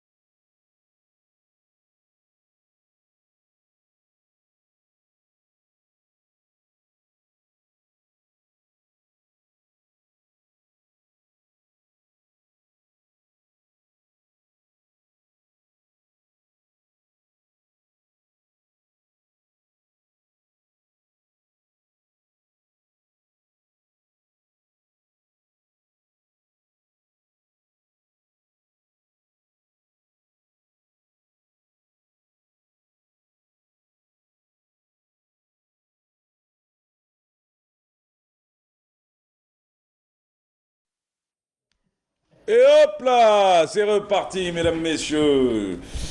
Bonjour. Bonjour. Bonjour. Ça va, frère. Ça va, Vic. Ça va. Merci, très bien. Je couche maintenant ou non? Tout dépend. Tout est relatif. Tout est relatif. Je suis la pesette pour savoir. On va se faire un petit combat. Non, bienvenue, ça me fait plaisir en tout cas. Bien. On y va. Présentez vos invités, on est parti. Ah bah, nous avons bien sûr Madame. Ah, ouais. L'entraîneur Naïma Laouadi, ex-international, actuellement en charge des jeunes, des U20. C'est ce qu'on appelle la relève du football national. Donc, la Maradona de la GS Kabylie, c'est ça? Exact. Ouais. Dans les années 90. C'est ce qu'on lui donnait comme surnom. C'est fou, hein? Donc, c'est ce qu'on lui donnait comme surnom. Et là aussi, elle a pris du poids, non? Non. Comme Maradona. Elle a pris le poids de l'expérience, on va dire. T'aimais beau, là. Dis-nous, moi pas. En tout cas, bienvenue. On enchaîne. Oui. Aussi. On enchaîne. Ben, vous présentez tous vos invités, on y va. Ah ben, les invités, les noms, ils sont sur la feuille de route de Mahrez. J'adore. Allez, on y va, je vais vous les présenter. Allez-y. J'ai juste... on nous les a ramenés, c'est pour revenir en arrière. Le seul trophée décroché par l'Algérie, c'est ce monsieur qui nous a ramené les billets. Il a les billets des demi-finales. Mustafa Benhamer, hein. Ouais. Que je garde depuis 80. Demi-finale. 29 years later. C'était lors de cette Coupe d'Afrique des Nations de 1990. Tu es allé en demi-finale, mais pas en finale. Si, j'ai vu tous les matchs. Mais il avait tous les matchs, mais... Les tickets, tu as gardé ce... Ah oui, il y a même dans le verso les sponsors de l'époque, Radio Africa Number One, Alcatel, Nescafé et tout. C'est fou, hein. Et donc, voilà les deux dates. Le 8 mars. C'était contre l'Égypte. Contre l'Égypte. Et puis après, c'était face le 12 mars face au Sénégal. Le Sénégal qu'on a eu l'occasion de battre. Et puis, bon, je dis pas qu'on espère les rencontrer en finale, mais bon, puisque tout le monde parle d'un derby maghrébin, Tunisie-Algérie peut-être en finale, tout le monde rêve de ce derby, donc entre les Tunisiens et les Algériens en finale. Mais après, bon ben, on va voir déjà ce qui va se passer ce soir. L'Égypte qui joue à 17h, l'Algérie qui joue à 20h. Ça va être... très très compliqué. Voilà. Ahmed Aïdes. Ahmed Aïder. Vous êtes entraîneur. Oui. Alors on va commencer avec la même question que tout à l'heure. Pronostic pour ce soir. 2-1 pour l'Algérie. Ouais. Madame. Ça va être très difficile. Franchement, moins de 10 donné journées de repos, 120 minutes de jeu. Je dirais que ça va être vraiment difficile, mais rien n'est impossible avec l'Algérie. Donc je pense qu'on va gagner 1-0. Ouais. Ah, c'est le même pronostic qu'Abdelkader Aïch. Ouais. Il disait que ça va jouer sur un coup de pied arrêté. Et pour notre supporter Mustafa, moi je dirais 2-0. 2 buts à 0. Il est comme moi, lui. Il est optimiste, c'est un truc de dingue. Moi j'avais dit 2-0. 2-0. Bah oui. Alors du coup, l'équipe nationale, comment elle se porte selon vous? Vous qui êtes entraîneur? Normalement, on se porte bien. Il y a un problème. Un seul problème, c'est le jeu. Non. Elle joue sur la récupération. Oui, problème de récupération. Et la fameuse blessure d'Attal. Oui. Vise la prestation qu'il a fait. Mi-figue, mi-raisin. Ouais. Ce qui me fait de la peine, c'est que Zefan, tellement l'équipe nationale s'est donnée à fond, que l'entrée de Zefan, le pauvre, il était maigre. Il n'a pas beaucoup joué cette saison. C'est pas facile pour lui de venir remplacer un virevoltant, un joueur virevoltant comme Attal. C'est vrai que malheureusement pour lui, on se rappelait également quand il y avait Belhaj sur le côté, donc en équipe nationale, il fallait trouver qui allait remplacer Belhaj sur le côté gauche. Là aujourd'hui, c'est tout l'inverse. C'est qui remplace Attal sur le côté droit. C'est Zefan. Ça va être notre faiblesse, vous pensez? Je crois. Et vous pensez qu'ils vont axer leur jeu sur le droit, sur le côté droit? Ils ont vu le match, ils vont faire tous leurs calculs, mais je crois que le match va se basculer sur le côté droit. Eh ben, moi je poserais la question à Naïma qui est entraîneur. Ce ne serait pas une erreur pour le Nigeria de caser leur jeu sur peut-être Zefan? Certainement, mais Belmadi n'est pas bête à ce point-là. Je veux dire, vous savez, c'est pas facile pour Zefan de remplacer un Attal, déjà sur le côté psychologique, la peur de faire mieux.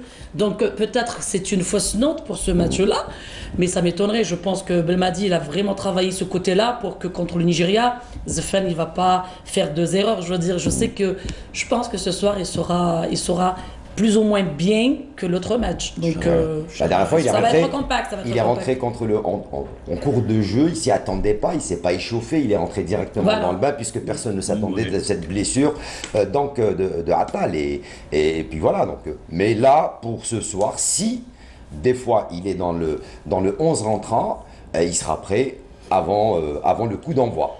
Alors, deux techniciens d'un côté, donc Mustafa et Naïma. Maintenant, on va passer la parole à notre ami. J'ai une autre vision concernant la défense algérienne. Non, plutôt Ahmed Naïma, pardon. Et pour Mustafa, ça va donner quoi? Ahmed est plus placé que moi. Non, mais on veut l'avis du supporter, parce qu'on sait que. La défense, une bonne défense ne passe jamais par la qualité de ses défenseurs. Tout dépend du schéma tactique que va présenter Belmadi. Avec un Traoré récupérateur, ça serait difficile d'arriver déjà en défense. Tu connais? Comment? Belmadi va jouer ce soir 1-9-1. Le gardien, 9 joueurs sur la droite et... Une bonne défense passe par le bloc défensif, parce qu'avec un travail récupérateur comme Guedioura, Farouli et Ben Nasser, je pense que ça serait déjà difficile d'arriver en défense. Ouais. Donc une bonne défense ne passe pas forcément par la qualité des défenseurs. Donc ça serait avec un bloc défenseur. Non. C'est une bonne question, tiens. Non, trois défenseurs, trois relayeurs au milieu récupératif. Non, mais c'est vrai, il va jouer avec 3 défenseurs pour toi ou 4? Non, avec 3 récupérateurs. 3 récupérateurs. Voilà, avec un Farouli, un Ben Nasser et un Guedioura, donc ça serait difficile d'arriver aux 4 qui sont derrière. Sauf que Farouli est blessé aussi, alors. Il va pas être à 100%.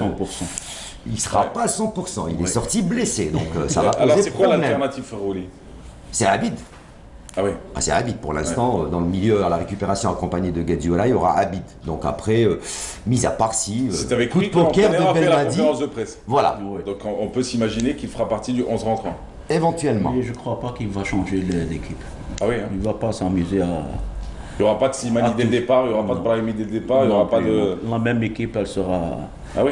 Réintégrée, sauf une équipe qui gagne. Sauf alors, ça tombe bien. Alors, côté technique, vous auriez été à la place de Belmadi. Vous auriez joué d'abord quel schéma ce soir? Avec quelle équipe en entrée de jeu? Entrée de jeu, la même équipe. La même équipe. La même équipe, le même schéma. Tu n'as pas Attal, donc tu mets Fana là. C'est Fana en place. Et pour le schéma, il ne faut jamais subir. Il faut toujours jouer en haut, un bloc haut.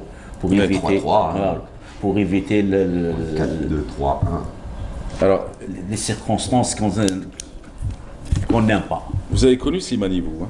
Oui, j'étais son entraîneur. Vous avez été son entraîneur. C'était à Chiraga, je crois. À Chiraga. Quand il était tout genou. 4 ans à Chiraga. 4 ans à Chiraga, puisqu'il a démarré là-bas, donc Slimani. Je l'ai pris à mon équipe du cœur, le CRB. Oui. Comme si j'étais entraîneur aussi au CRB. Alors je l'ai placé au CRB et après le CRB. Vous pensez quoi de son parcours aujourd'hui? C'est grâce à vous qu'il est au CRB, c'est bien. Grâce à Dieu après moi. Et grâce à son jeu aussi. À son sacrifice. Il lui a fait confiance. Hein. Ouais. Il a appris à jouer avec les pieds. Un peu. On m'a dit qu'à l'Esther, on a commencé à lui apprendre ça d'abord. Même mon pied, il est bon. Il est bon. Il est bon pied. C'est pas un dribbleur, quoi. C'est un buteur. Techniquement parlant, non. Non. Mais il se place tellement bien. C'est ça. Mais on peut dire que c'est lui le buteur de l'équipe nationale jusqu'à présent. À l'image de Bounedjah qu'on a comparé on a la Coupe du Monde. Vous pensez qu'il entrera aujourd'hui? Vous pensez qu'il... En doublure, oui. Tout dépendra du résultat, tout dépendra parce que s'il dit que ça va être le même schéma que la Côte d'Ivoire, on risque de le retrouver en deuxième mi-temps.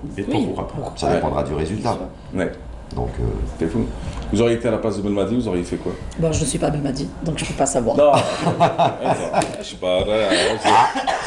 Madame Laouadi a toujours été comme ça. Faut pas chercher. Vous savez pourquoi? Madame Naïma. Alors, Madame Naïma. Non, c'est-à-dire, vous êtes à la place de Belmadi, pas en tant que personne, mais en tant que technicienne, vous vous retrouvez dans la même situation. Vous faites quoi? Moi, je jouerai, sincèrement, je jouerai en 4-2-3-1. Donc 4-2-3-1. Ah oui, quand même. Voilà, c'est beaucoup plus. J'essaie de récupérer le ballon au milieu de terrain et je joue en contre-attaque. Voilà, donc c'est pour assurer au moins lire la lecture de jeu, déjà un quart d'heure pour voir le Nigeria, etc. Ça va pas être un match facile, hein, croyez-moi. Donc après, quand vous avez des joueurs de qualité, que ce soit dans le banc, que ce soit sur le terrain, donc après, tout dépend des résultats en fait. Hein, comme il vient de dire, dès le départ c'est Benjah, ok. Donc après, si Benjah il marque des buts, etc., si le score il est à l'aise, pourquoi pas, il pourra faire des changements. Mais sinon, si le score est vraiment serré, donc... Vous gardez Benjah jusqu'au bout? Ah certainement, oui. Ouais. Certainement. Ce n'est que mon avis. Hein. Oh, mais c'est bien.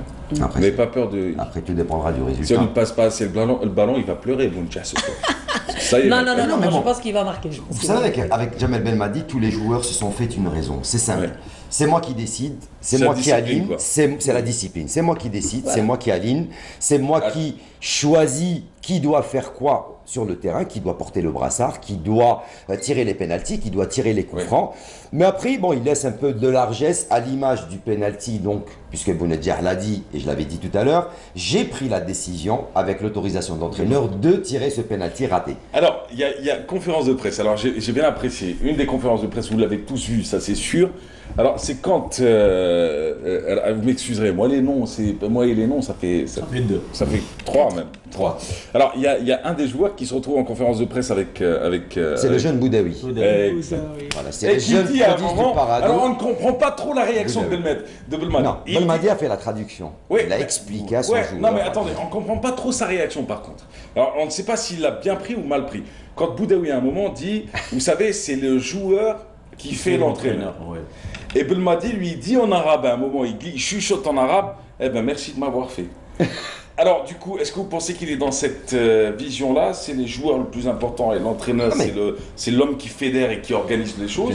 Ou est-ce que vous pensez qu'il l'a mal pris? Qu'il s'est dit, ouais, attends, toi tu m'as fait mon nom, mon frère. Moi j'ai joué à l'OM quand même.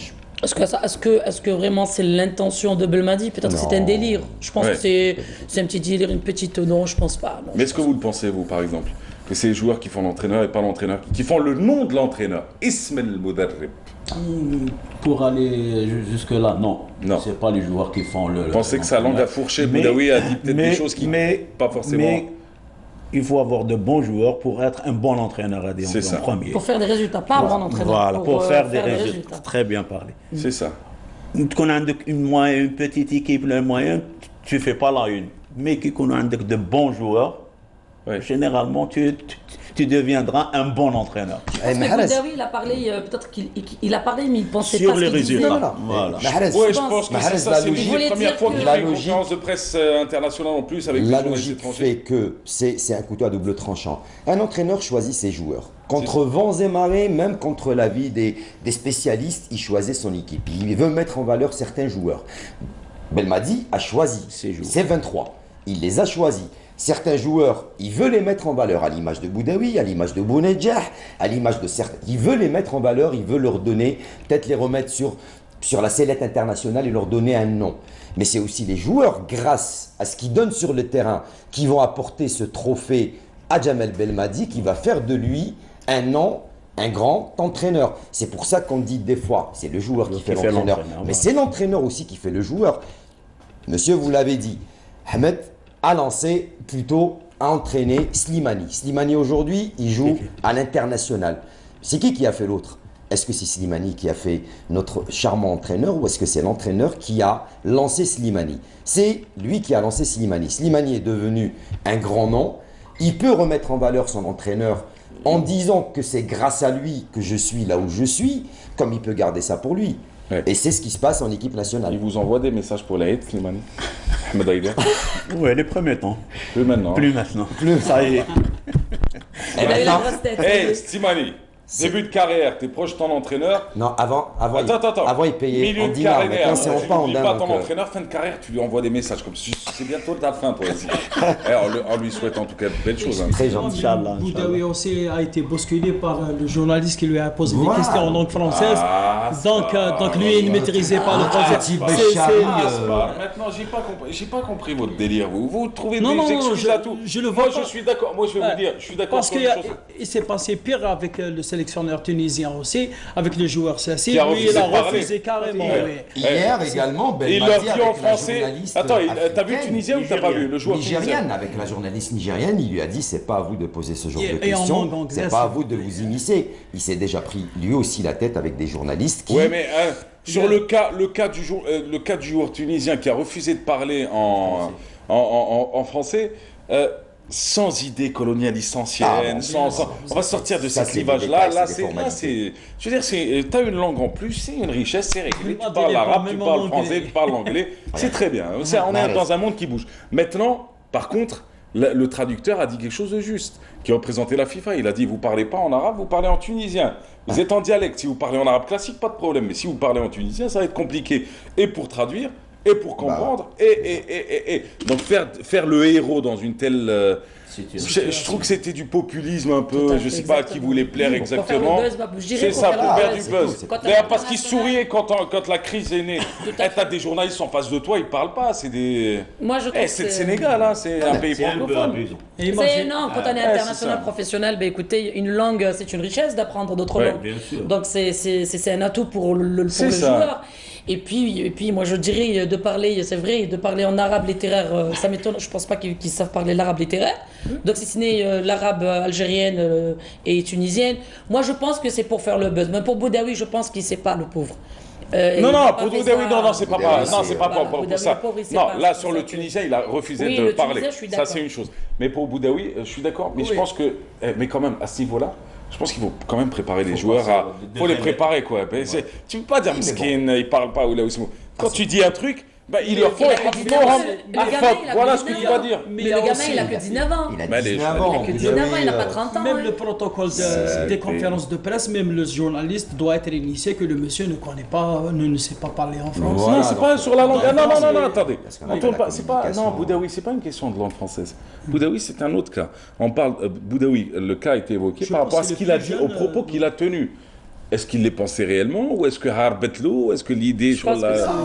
C'est la manière de répondre qui a peut-être un petit peu... En tout cas, nous, ça nous fait plaisir de voir Boudaoui en équipe nationale. Certainement. Produit local à 100%. Je pense que c'est le plus jeune, non, Hakim? Un gars de chez nous, il représente des régions qui méritent d'être... Ah bah oui, enfin... Il n'y a jamais eu de joueur qui avait 19 ans qui a joué en équipe nationale. Je ne me rappelle pas, mis à part, je pense, en Coupe d'Afrique des Nations, mis à part, je pense, Tasfaoud, qui était peut-être un petit peu jeune. À 19 ans, Tasfaoud. Mais lui, il vient du Sud, c'est encore mieux. Voilà, mais il ne faut pas oublier que c'était parmi les meilleurs buteurs du championnat d'Algérie, Tasfaoud, quand il était au MCO. Boudaoui, c'est un milieu de terrain, il joue au Paradou. Qui? Ben Abdelrahman, Ben Abdelrahman, 18 ans, il y avait aussi... Il n'a pas joué, il était sur le banc, il n'a pas été aligné. Boudaoui sera aligné? Boudaoui a déjà joué. Ce soir, il sera aligné, Boudaoui? J'en doute. Et l'entraîneur, il lui regarde. Ah, c'est toi qui fais mon nom, c'est moi qui me tape sur le compte. Reste là. Non, il fait par rapport au jeu. Par contre, s'il y a défection de Brahimi, s'il y a défection de Ben Nasser, s'il y a défection également de Forouli, il n'a pas trop le choix, donc il n'a pas le choix. Boudaoui, c'est son rôle dans le milieu de terrain, c'est son rôle. Il va être obligé d'être prêt pour jouer ce soir. Alors, avant de libérer tout le monde, ça tombe bien, vous parler de Brahimi. Brahimi sur le banc, ça fait un peu étrange quand même. Non, c'est pas étrange. Il est blessé. Il a accepté d'être parmi le groupe. Il a accepté le choix de l'entraîneur. C'est un peu étrange à nous qui avons pris l'habitude de le voir tout le temps sur... Oui, parce qu'on a les idées. Il ne faut pas oublier également qu'il sort d'une saison assez difficile, palpitante, assez difficile. Donc c'est vrai que la plupart des joueurs, ils ont joué énormément de matchs. Coupe d'Afrique qui vient juste après la fin des championnats, c'est pas évident. Auparavant, on se rappelait, c'était le mois de janvier, ça jouait. Cette année, c'est exceptionnel. 24 équipes, plusieurs matchs, un peu plus de matchs. On sort d'une saison assez compliquée pour certains joueurs. Certains joueurs n'ont pas encore officialisé qu'est-ce qu'ils vont faire la saison prochaine. Ça, il faut pas l'oublier. Sur un plan psychologique, on n'est pas bien. Voilà. Est-ce que la saison prochaine, j'ai un club, j'ai pas de club? Brahimi est dans ce cas, il faut pas l'oublier. Il est blessé également. Donc on préfère le laisser se reposer, temporiser et pourquoi pas, il fera partie des jokers de Jamel Belmadi pour la finale. Qui sait, il a de l'expérience. Aussi. Ouais. Mahrez, moi j'ai quelques statistiques si tu as besoin d'une encyclopédie du foot, ne ramène jamais les techniciens. Les techniciens sont bons pour parler des faits. Aujourd'hui, on joue comment? Tu prends un supporter. C'est ça qu'on dit qu'il y a 40 millions d'entraîneurs. En 1971, le fameux match qui a été joué juste derrière la pharmacie du 1er mai, il y avait le fils de Madjer, tu vois. Moi, je fais allusion au chiffre 7, parce que l'équipe nationale, c'est la 7e fois qu'il va jouer la demi-finale. Et les 4 clubs qui sont en demi-finale comportent aussi 7 lettres: Sénégal, Tunisie, Nigeria et Algérie. Et j'espère aussi qu'ils vont nous envoyer au 7e ciel de joie et non pas pour rendre l'âme aussi. Normalement, il devrait en faire une chanson. Voilà, joli. Tu sais, avec le robotique, tu fais ce que tu veux. En 1990 aussi, lorsqu'on a eu la première coupe, d'ailleurs la seule coupe d'Afrique, j'étais au stade. Heureusement, alhamdoulilah. Après la sortie, il n'y avait pas le moyen de transport et tout. Il y avait un monsieur qui s'est juste stationné devant moi avec une moto. Tu montes et c'était la première fois que je monte en moto. 90. Voilà. Et j'espère qu'on va obtenir cette Coupe d'Algérie pour monter en fusil ou en hélicoptère ou quelque chose comme ça. L'imagination des Algériens. Ce soir, tu rentres comment en hélicoptère? Non, si jamais on remporte la Coupe d'Afrique, parce qu'il faut la remporter d'abord. Tu rentres en métro? Non, tout dépend du moyen de transport. Ouais, whatever. Vous partez en Égypte si on se qualifie en finale? Ah, je pense pas. Pense pas. Vous travaillez? Oui, bien sûr. C'est vrai, c'est pas facile non plus. Vous partez en Égypte si on se qualifie en finale? Inch'Allah, pourquoi pas. Alors, je vous pose la question comme tout à l'heure pour finir. Vous regardez le match où ce soir? À la maison. À la maison. Vous regardez le match où? À la maison. À la maison aussi. Vous regardez le match. Moi, je suis invité dans une fête et on va le voir tous ensemble. Une fête de mariage et en plus. Avec l'équipe nationale. Avec l'équipe nationale. Je veux lancer juste un petit. Je peux venir? Bien sûr. Il y aura du couscous, il y aura. Non, sérieux? Bien sûr. Ça coûte pas cher, mon frère. Arès, prends son maillot. Qui va le mettre le jour de la finale? Prends son maillot. Il y a Je l'ai croisé hier à 18 000 dinars, j'ai eu mal au cœur. 18 000 dinars? 18 000, c'est un revendeur. قال لي هذا هو اللي خرا يكسيك ساعه. Allez. Pour notre communauté en France, oui. Je leur dirais d'aller doucement. Ah oui, non, si jamais on ira en finale, parce qu'il y a aussi les festivités je veux dire, pensez à notre image aussi. Voilà, il faut célébrer la victoire dans la quiétude, le calme et dans la sérénité. Et un petit coucou à la communauté algérienne en Angleterre, juste Fionslow East, pour la famille Diram, et aussi de saluer la famille Hadjadji, la famille Ben Garmet, pour l'obtention de 6e voilà. Tout simplement. 1, 2, 3, vive l'Algérie aussi. Vous regardez le match ce soir sur Canal, bien sûr. Vous serez ici. On sera là. Vous serez ici, vous regarderez sur le NTV d'abord, et puis après vous faites un après, c'est ça? Après on fait l'après-match. On va décortiquer la rencontre. Si on passe en finale, ah ouais, non, j'allais vous dire, si on gagne la Coupe d'Afrique, vous reviendrez vendredi? Avec plaisir. Avec plaisir. Tu reviens? Inch'Allah. Mais tu chantes pas trop, tu laisses ta voix quand même. Bien, très bien. On va entendre ce que tu vas dire. Très bien. Merci encore, merci d'avoir été là. Nassima Imloul, elle nous parle de l'équipe nationale. On se retrouve juste après avec Maya Amrani, Myriam Moussaïd et Siam Kenouch.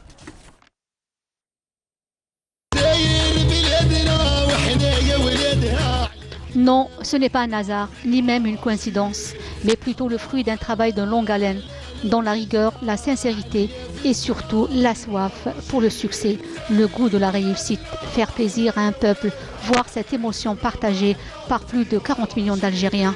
Atteindre les demi-finales grâce à un parcours laborieux, un sans faute, la détermination, la création et l'émotion des Verts, joueurs, entraîneurs et l'ensemble du staff technique ont fait notre bonheur. Meilleure équipe, la nôtre, les guerriers du désert, en attaque, en défense, supervisé par le meilleur coach, le géant, rien ni personne ne l'arrête, ne le faiblit. Un Belmadi qui a su faire face à ses adversaires. Nous le verrons avec ses poulains battre la Guinée au 8e de finale et mener une attaque sans merci contre un ennemi redoutable et briser l'ivoire de ses éléphants. En étroite symbiose, les Verts toujours et encore sous la houlette de l'inégalable entraîneur continuent leur parcours, la tâche s'alourdit davantage, la rencontre est plus que difficile, mais pas impossible, nous conduira vers les demi-finales et le meneur du football national pleure, ce sont là des larmes de joie. C'est la sensibilité du géant qui s'exprime pour le plaisir des millions d'Algériens à travers presque une décennie d'absence sur le terrain continental, une joie parsemée à travers tout le territoire algérien. Une belle représentation, un excellent parcours, de belles victoires et certainement un merveilleux couronnement.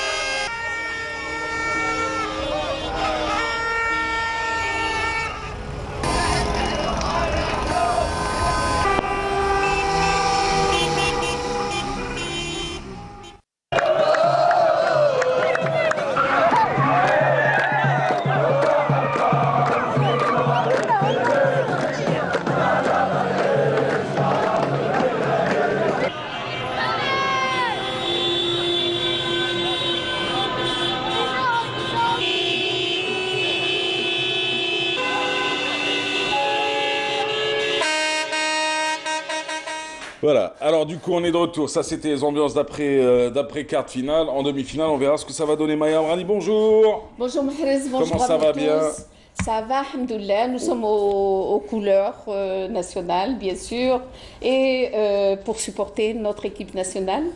Et en même temps, nous allons parler des effets du soleil. Voilà, parce qu'avant le match de ce soir 20h, il va faire chaud.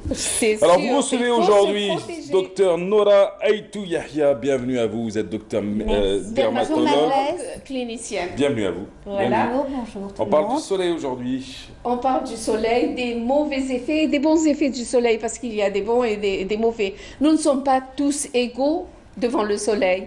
Le soleil a parfois des effets néfastes sur certaines peaux fragiles, à tendance rouge, à tendance à s'enflammer. Et évidemment, les imperfections de la peau peuvent en plus ressortir avec le soleil.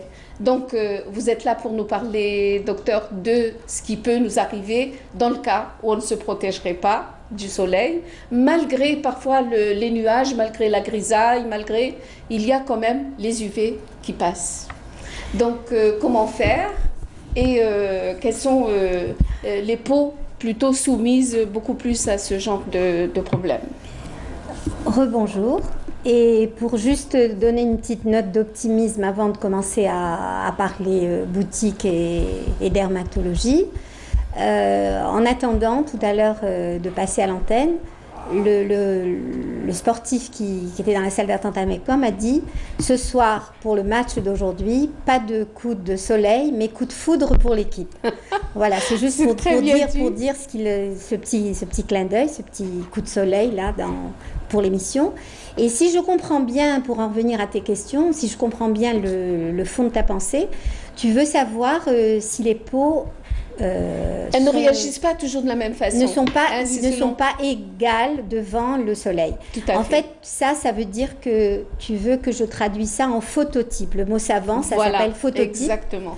Et les phototypes, ils sont classés en plusieurs catégories. Le très clair, en allant du plus compliqué vers le plus simple, du plus clair vers le plus foncé. Le phototype très clair, le foncé, le très foncé. Et selon chaque phototype, il va y avoir la protection solaire adéquate. Voilà, j'ai répondu un peu à ta première question. Ta deuxième question, c'était... Donc, la réaction des peaux, surtout les peaux blanches, les peaux fragiles, la tendance... Alors, là intervient, pardon, avec ta permission, au-delà du phototype, le type de protection. Alors, le type de protection, on va avoir recours à ce moment-là aux filtres solaires qui vont être adaptés au type de peau et au type d'exposition. On est moins exposé au soleil dans le nord, en Finlande, où, bien qu'on peut avoir le soleil de minuit. On a 367 jours de soleil. Oui, c'est ce que tu veux dire. Et on n'est pas aussi exposé de la même façon quand on est... comment dirais-je, on est clair, on est exposé 3 fois plus ou 5 fois plus que quelqu'un qui est foncé et qui n'a pas la même façon d'absorber les rayons du soleil. D'où intervient la notion de filtre solaire et dans la protection solaire. Dans la protection. Et tu me demanderas de détailler, je t'écoute. Alors, il y a une chose aussi, c'est que beaucoup de personnes ont des taches brunes, ou elles sont dues au soleil, ou elles sont dues parfois à des grossesses, ce qu'on appelle le masque de grossesse, le mélasma, oui. Ou alors parfois dues à des médicaments, des prises de médicaments aussi. À ce moment-là, ta question, ce serait comment protéger encore? Voilà. C'est toujours le même type de comment question. Protéger, comment ne pas avoir déjà ces taches, prévenir. Bon, dans le cas des médicaments, c'est un peu plus... on va dire un peu plus médicalement parlant, ça va être un peu plus sérieux de protéger parce qu'à ce moment-là, il ne faudra pas du tout s'exposer pour ne pas risquer que la toxicité... Pour certains médicaments, il faut éviter l'exposition. Que le médicament, pardon, je te coupe la parole, pour éviter que le médicament devienne toxique, pas forcément uniquement au soleil. Il devienne toxique et que par le soleil, on ait des manifestations physiques, internes, qu'on ne pourrait plus gérer. Donc le soleil, ça serait un deuxième problème. Oui, pardon. Et ce problème-là, on va en parler, les taches brunes en particulier, Maya Amrani. Alors on va revenir sur les taches brunes, puisque on a commencé par ça. Les taches brunes peuvent se traiter aussi bien par des traitements, des peelings médicaux et aussi par le laser. Alors nous allons regarder une séance que nous avons filmée avec le docteur Gourou, une séance de laser pour essayer d'éliminer les taches brunes. Sur cette personne, les taches brunes n'étaient pas très voyantes, mais on a essayé. Allez, on y va. C'est signé Maya Amrani, on se retrouve juste après. Donc effectivement, les taches brunes constituent un motif de consultation très fréquent, surtout chez la femme. Donc tout d'abord, on va parler essentiellement des taches brunes d'origine bénigne, d'accord? Tout ce qui est mélasma, l'antigo solaire, l'antigo sénile. J'ouvre juste une parenthèse pour dire que toutes les pigmentations ne sont pas bénignes justement, et que si vous avez une tache isolée, foncée, qui vous paraît anormale, n'hésitez pas à consulter votre dermatologue, voilà, pour écarter cette éventualité. On va voir une patiente qui présente un lentigo solaire, d'accord, sur un phototype clair.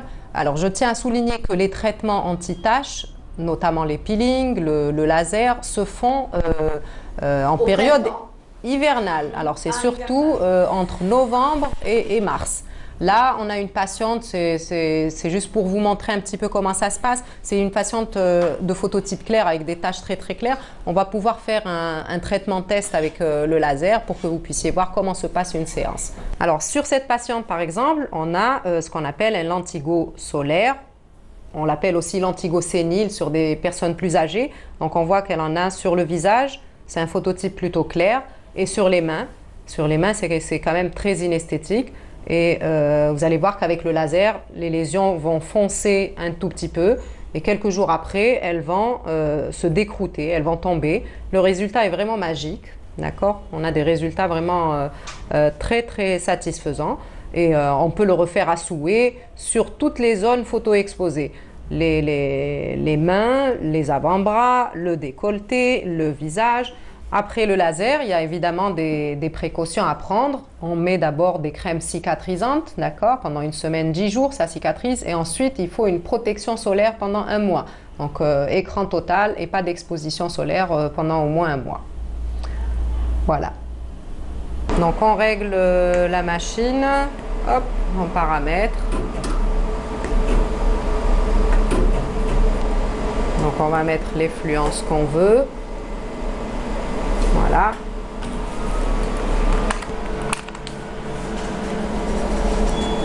On va commencer le traitement sur une peau préalablement nettoyée.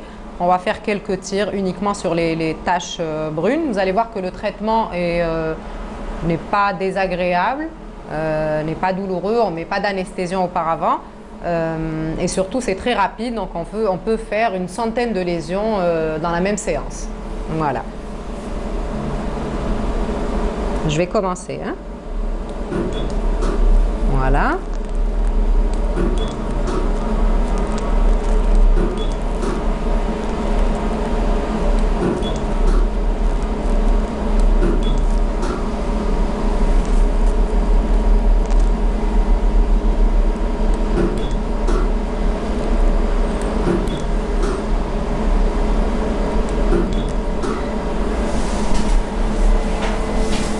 Dans les suites, donc les taches brunissent davantage, elles deviennent un peu plus foncées et dans les jours qui viennent, elles vont desquamer, elles vont se décrouter comme un petit bobo. Voilà, on va lui donner une crème cicatrisante avec de l'écran total. Je vais vous montrer aussi sur les mains, très intéressant ce laser sur les taches des mains avec des bons résultats. Voilà.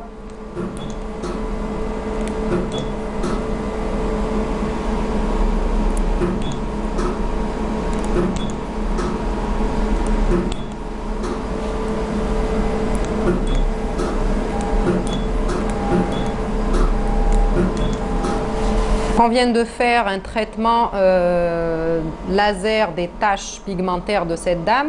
Donc il s'agit d'un lentigo solaire. On a fait quelques tirs sur la joue et quelques tirs sur le dos de la main. Donc c'est pas un traitement douloureux, la patiente ne s'est pas plainte du moins. Ça picote un petit peu, mais c'est vraiment pas trop désagréable. Les lésions deviennent un peu rouges, même brunâtres dans quelques jours, et après elles vont tomber, elles vont desquamer, laissant place à une peau plus nette. C'était vous là? Ouais. C'est vrai. On n'a pas reconnu. Ah oui, si. Si. Moi, non, j'ai pas reconnu, j'ai reconnu le coup, je me suis dit, il y a un peu. Moi, j'ai reconnu ses mains. Ah oui, oui. Mais j'avais jamais remarqué que vous aviez un grain de beauté ici. Vous en avez? Si. Vous le cachez, hein? Ben, le fond de teint. Ah, c'est ça. Quand on passe à l'antenne. Mais en temps normal, on le voit. Quand même. Et c'est bien? Ça donne des résultats? Je sais pas. Pour le moment, je ne sais pas encore. Vous allez voir ça avec le temps? Voilà, avec le temps. Dans un mois. Voilà, exactement. C'est dans un mois. Docteur Aïtou Yahya, rejoint par, tiens, bonjour Myriam. Par Myriam. Alors du coup, on y va. On enchaîne. Alors les taches brunes, docteur, comment faut-il y remédier? Alors il n'y a pas de secret. Quand une tache gêne, quand elle fait tache, on a envie de s'en débarrasser par tous les moyens. On sait que le soleil est un ennemi, mais on y va quand même. Voilà. Donc la première protection, c'est la crème écran. Et la deuxième protection, c'est aller voir le médecin quand on a cette règle en mémoire, ABCDE, qui veut dire que cette tache, si elle est asymétrique, si elle a des bords irréguliers, si elle a une couleur hétérogène et si elle a un diamètre supérieur à 6 mm et si elle est étendue et évolue, à ce moment-là, il faut tout de suite prendre un rendez-vous chez le dermato et c'est lui qui va décider si oui ou non il faut traiter ou pas. La protection solaire primaire, elle est simple. C'est une crème écran qu'on prend d'indice homologué internationalement, 50+. Ensuite, et selon aussi les types de peau, l'indice... L'indice de protection, il est calculé en fonction du phototype. Si le phototype est clair, l'indice sera plus élevé. Et très clair aussi, ça évolue de façon exponentielle. Tandis que les filtres de protection, à ce moment-là, ils seront calculés aussi en fonction, en lisant bien les étiquettes, anti-UVA, anti-UVB. Et à ce moment-là, le commerce est... Le choix est riche. Voilà. Faut juste choisir les bons produits. Myriam, bonjour. Comment ça va bien? Très bien. Pourquoi tu descends avec moi? Descends pas, normal, t'inquiète. Alors du coup, Myriam, aujourd'hui, on va parler de matériel de jardinage. Vous faites du jardinage, vous? J'aime bien, j'aime beaucoup. Bon, ça veut dire je fais pas, ça veut dire j'aime bien de loin. Si. D'accord. J'aime faire du jardinage. Vous avez de belles plantes chez vous? Oui, j'en ai. Il faudrait nous inviter un jour. Vous faites du jardinage, vous? Pas du tout. Pas du tout. Non. Ah, vous avez autre chose à gérer en fait. Tout à fait. Maya est une artiste, vous savez. Moi, Maya aime la vie, elle aime les couleurs, regardez déjà. J'aime Meskelil, par exemple, parce que le soir, ça parfume, c'est magnifique. Bon, ben, j'en ai planté. J'ai de la verveine. Quand tu voudras une tisane. Non. Oui. Je passerai tous les jours à 19h. Est-ce que vous les mettez au soleil? Ils sont au soleil. Ah ouais. Il n'y a pas de tache brune chez les verveines. Pas d'écran. Alors du coup, on parle de quoi aujourd'hui? Prennent le soleil, ça c'est sûr. En attendant. Généralement, bon, il y a certaines plantes qui souffrent du soleil, et d'autres non. Donc, éviter aussi de trop les exposer. Il y a certaines qu'il faut rentrer, mettre un petit peu à l'ombre. Mais c'est pas le thème d'aujourd'hui, puisqu'aujourd'hui, je vous propose de découvrir donc un endroit qui est pas très loin d'ici, qui est à Chiraga. Donc, c'est Garden. C'est un espace où vous trouverez en fait tout ce que vous cherchez en ce qui concerne le jardinage. Donc c'est vrai que quand on a un petit jardin ou un petit espace... C'est les dunes, hein? Voilà, c'est les dunes. Donc on a tendance un petit peu à aller à gauche, à droite, très et tout pour trouver tout. Effectivement, là, vraiment tout y est. Donc quand on y va, on peut acheter du terreau jusqu'à la plante en passant par tout le matériel. C'est vraiment un endroit que je vous conseille d'aller et surtout où vous allez être à l'aise. Vous allez tout acheter, on va dire, allez, d'un coup. Alors... Racontez-nous l'histoire parce que votre reportage on verra demain avec Radia. Mais racontez-nous l'histoire. C'est pas grave. Alors donc, ce qui se passe, c'est que il y a eu du changement parce que bon, quand même, ça fait une dizaine d'années que ce lieu existe. Bon, je vais pas dire qu'il a commencé petit à petit. Ça a toujours été un endroit où on trouvait les plantes, les arbres, les arbustes, les pots de fleurs. Maintenant, voilà, une pépinière. Non, mais là, il y a, on va dire, de nouveaux services qui sont en train qui sont mis en place. C'est quoi? C'est que si vous avez envie d'aménager un jardin ou une terrasse et que vous y connaissez rien. Donc vous pouvez faire appel à cette... Il y a une équipe donc, de designers, donc ils viennent, ils prennent des photos de l'endroit, ils vous font une proposition, et d'après ce que vous avez envie de faire, que ce soit une terrasse ou un jardin, et donc vous n'avez rien à faire. Donc ils viennent, c'est de la pose de la terre, donc ils viennent, ils mettent la terre jusqu'au résultat final. En une semaine, vous avez un jardin clé en main. Ah oui. Donc, oui, en une semaine, du jour au lendemain.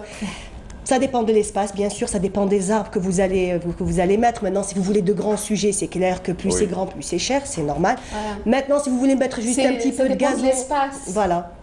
Et ce qui est bien, c'est que vous avez, comme je vous ai dit, le matériel de jardinage, vous avez le suivi aussi. Donc, on ne se contente pas de vous faire un jardin et on vous laisse. Non, il y a le suivi qui va avec. Donc, pendant presque une année, ils vont être là, aux petits soins. Formidable. Voilà. Donc, vous êtes consolider un peu le tout. Exactement. Voilà. Donc, vraiment, c'est un endroit que je vous conseille de visiter. Et la suite demain avec Radia, on verra le reportage. Inch'Allah. Vous allez voir où le match? Je vais l'écouter à la radio. Ah, sur la chaîne 3 avec Mohamed Jaboul? Oui. Oh, c'est bien. Vous allez regarder où le match? Et comment? Bien sûr. Où? À la maison.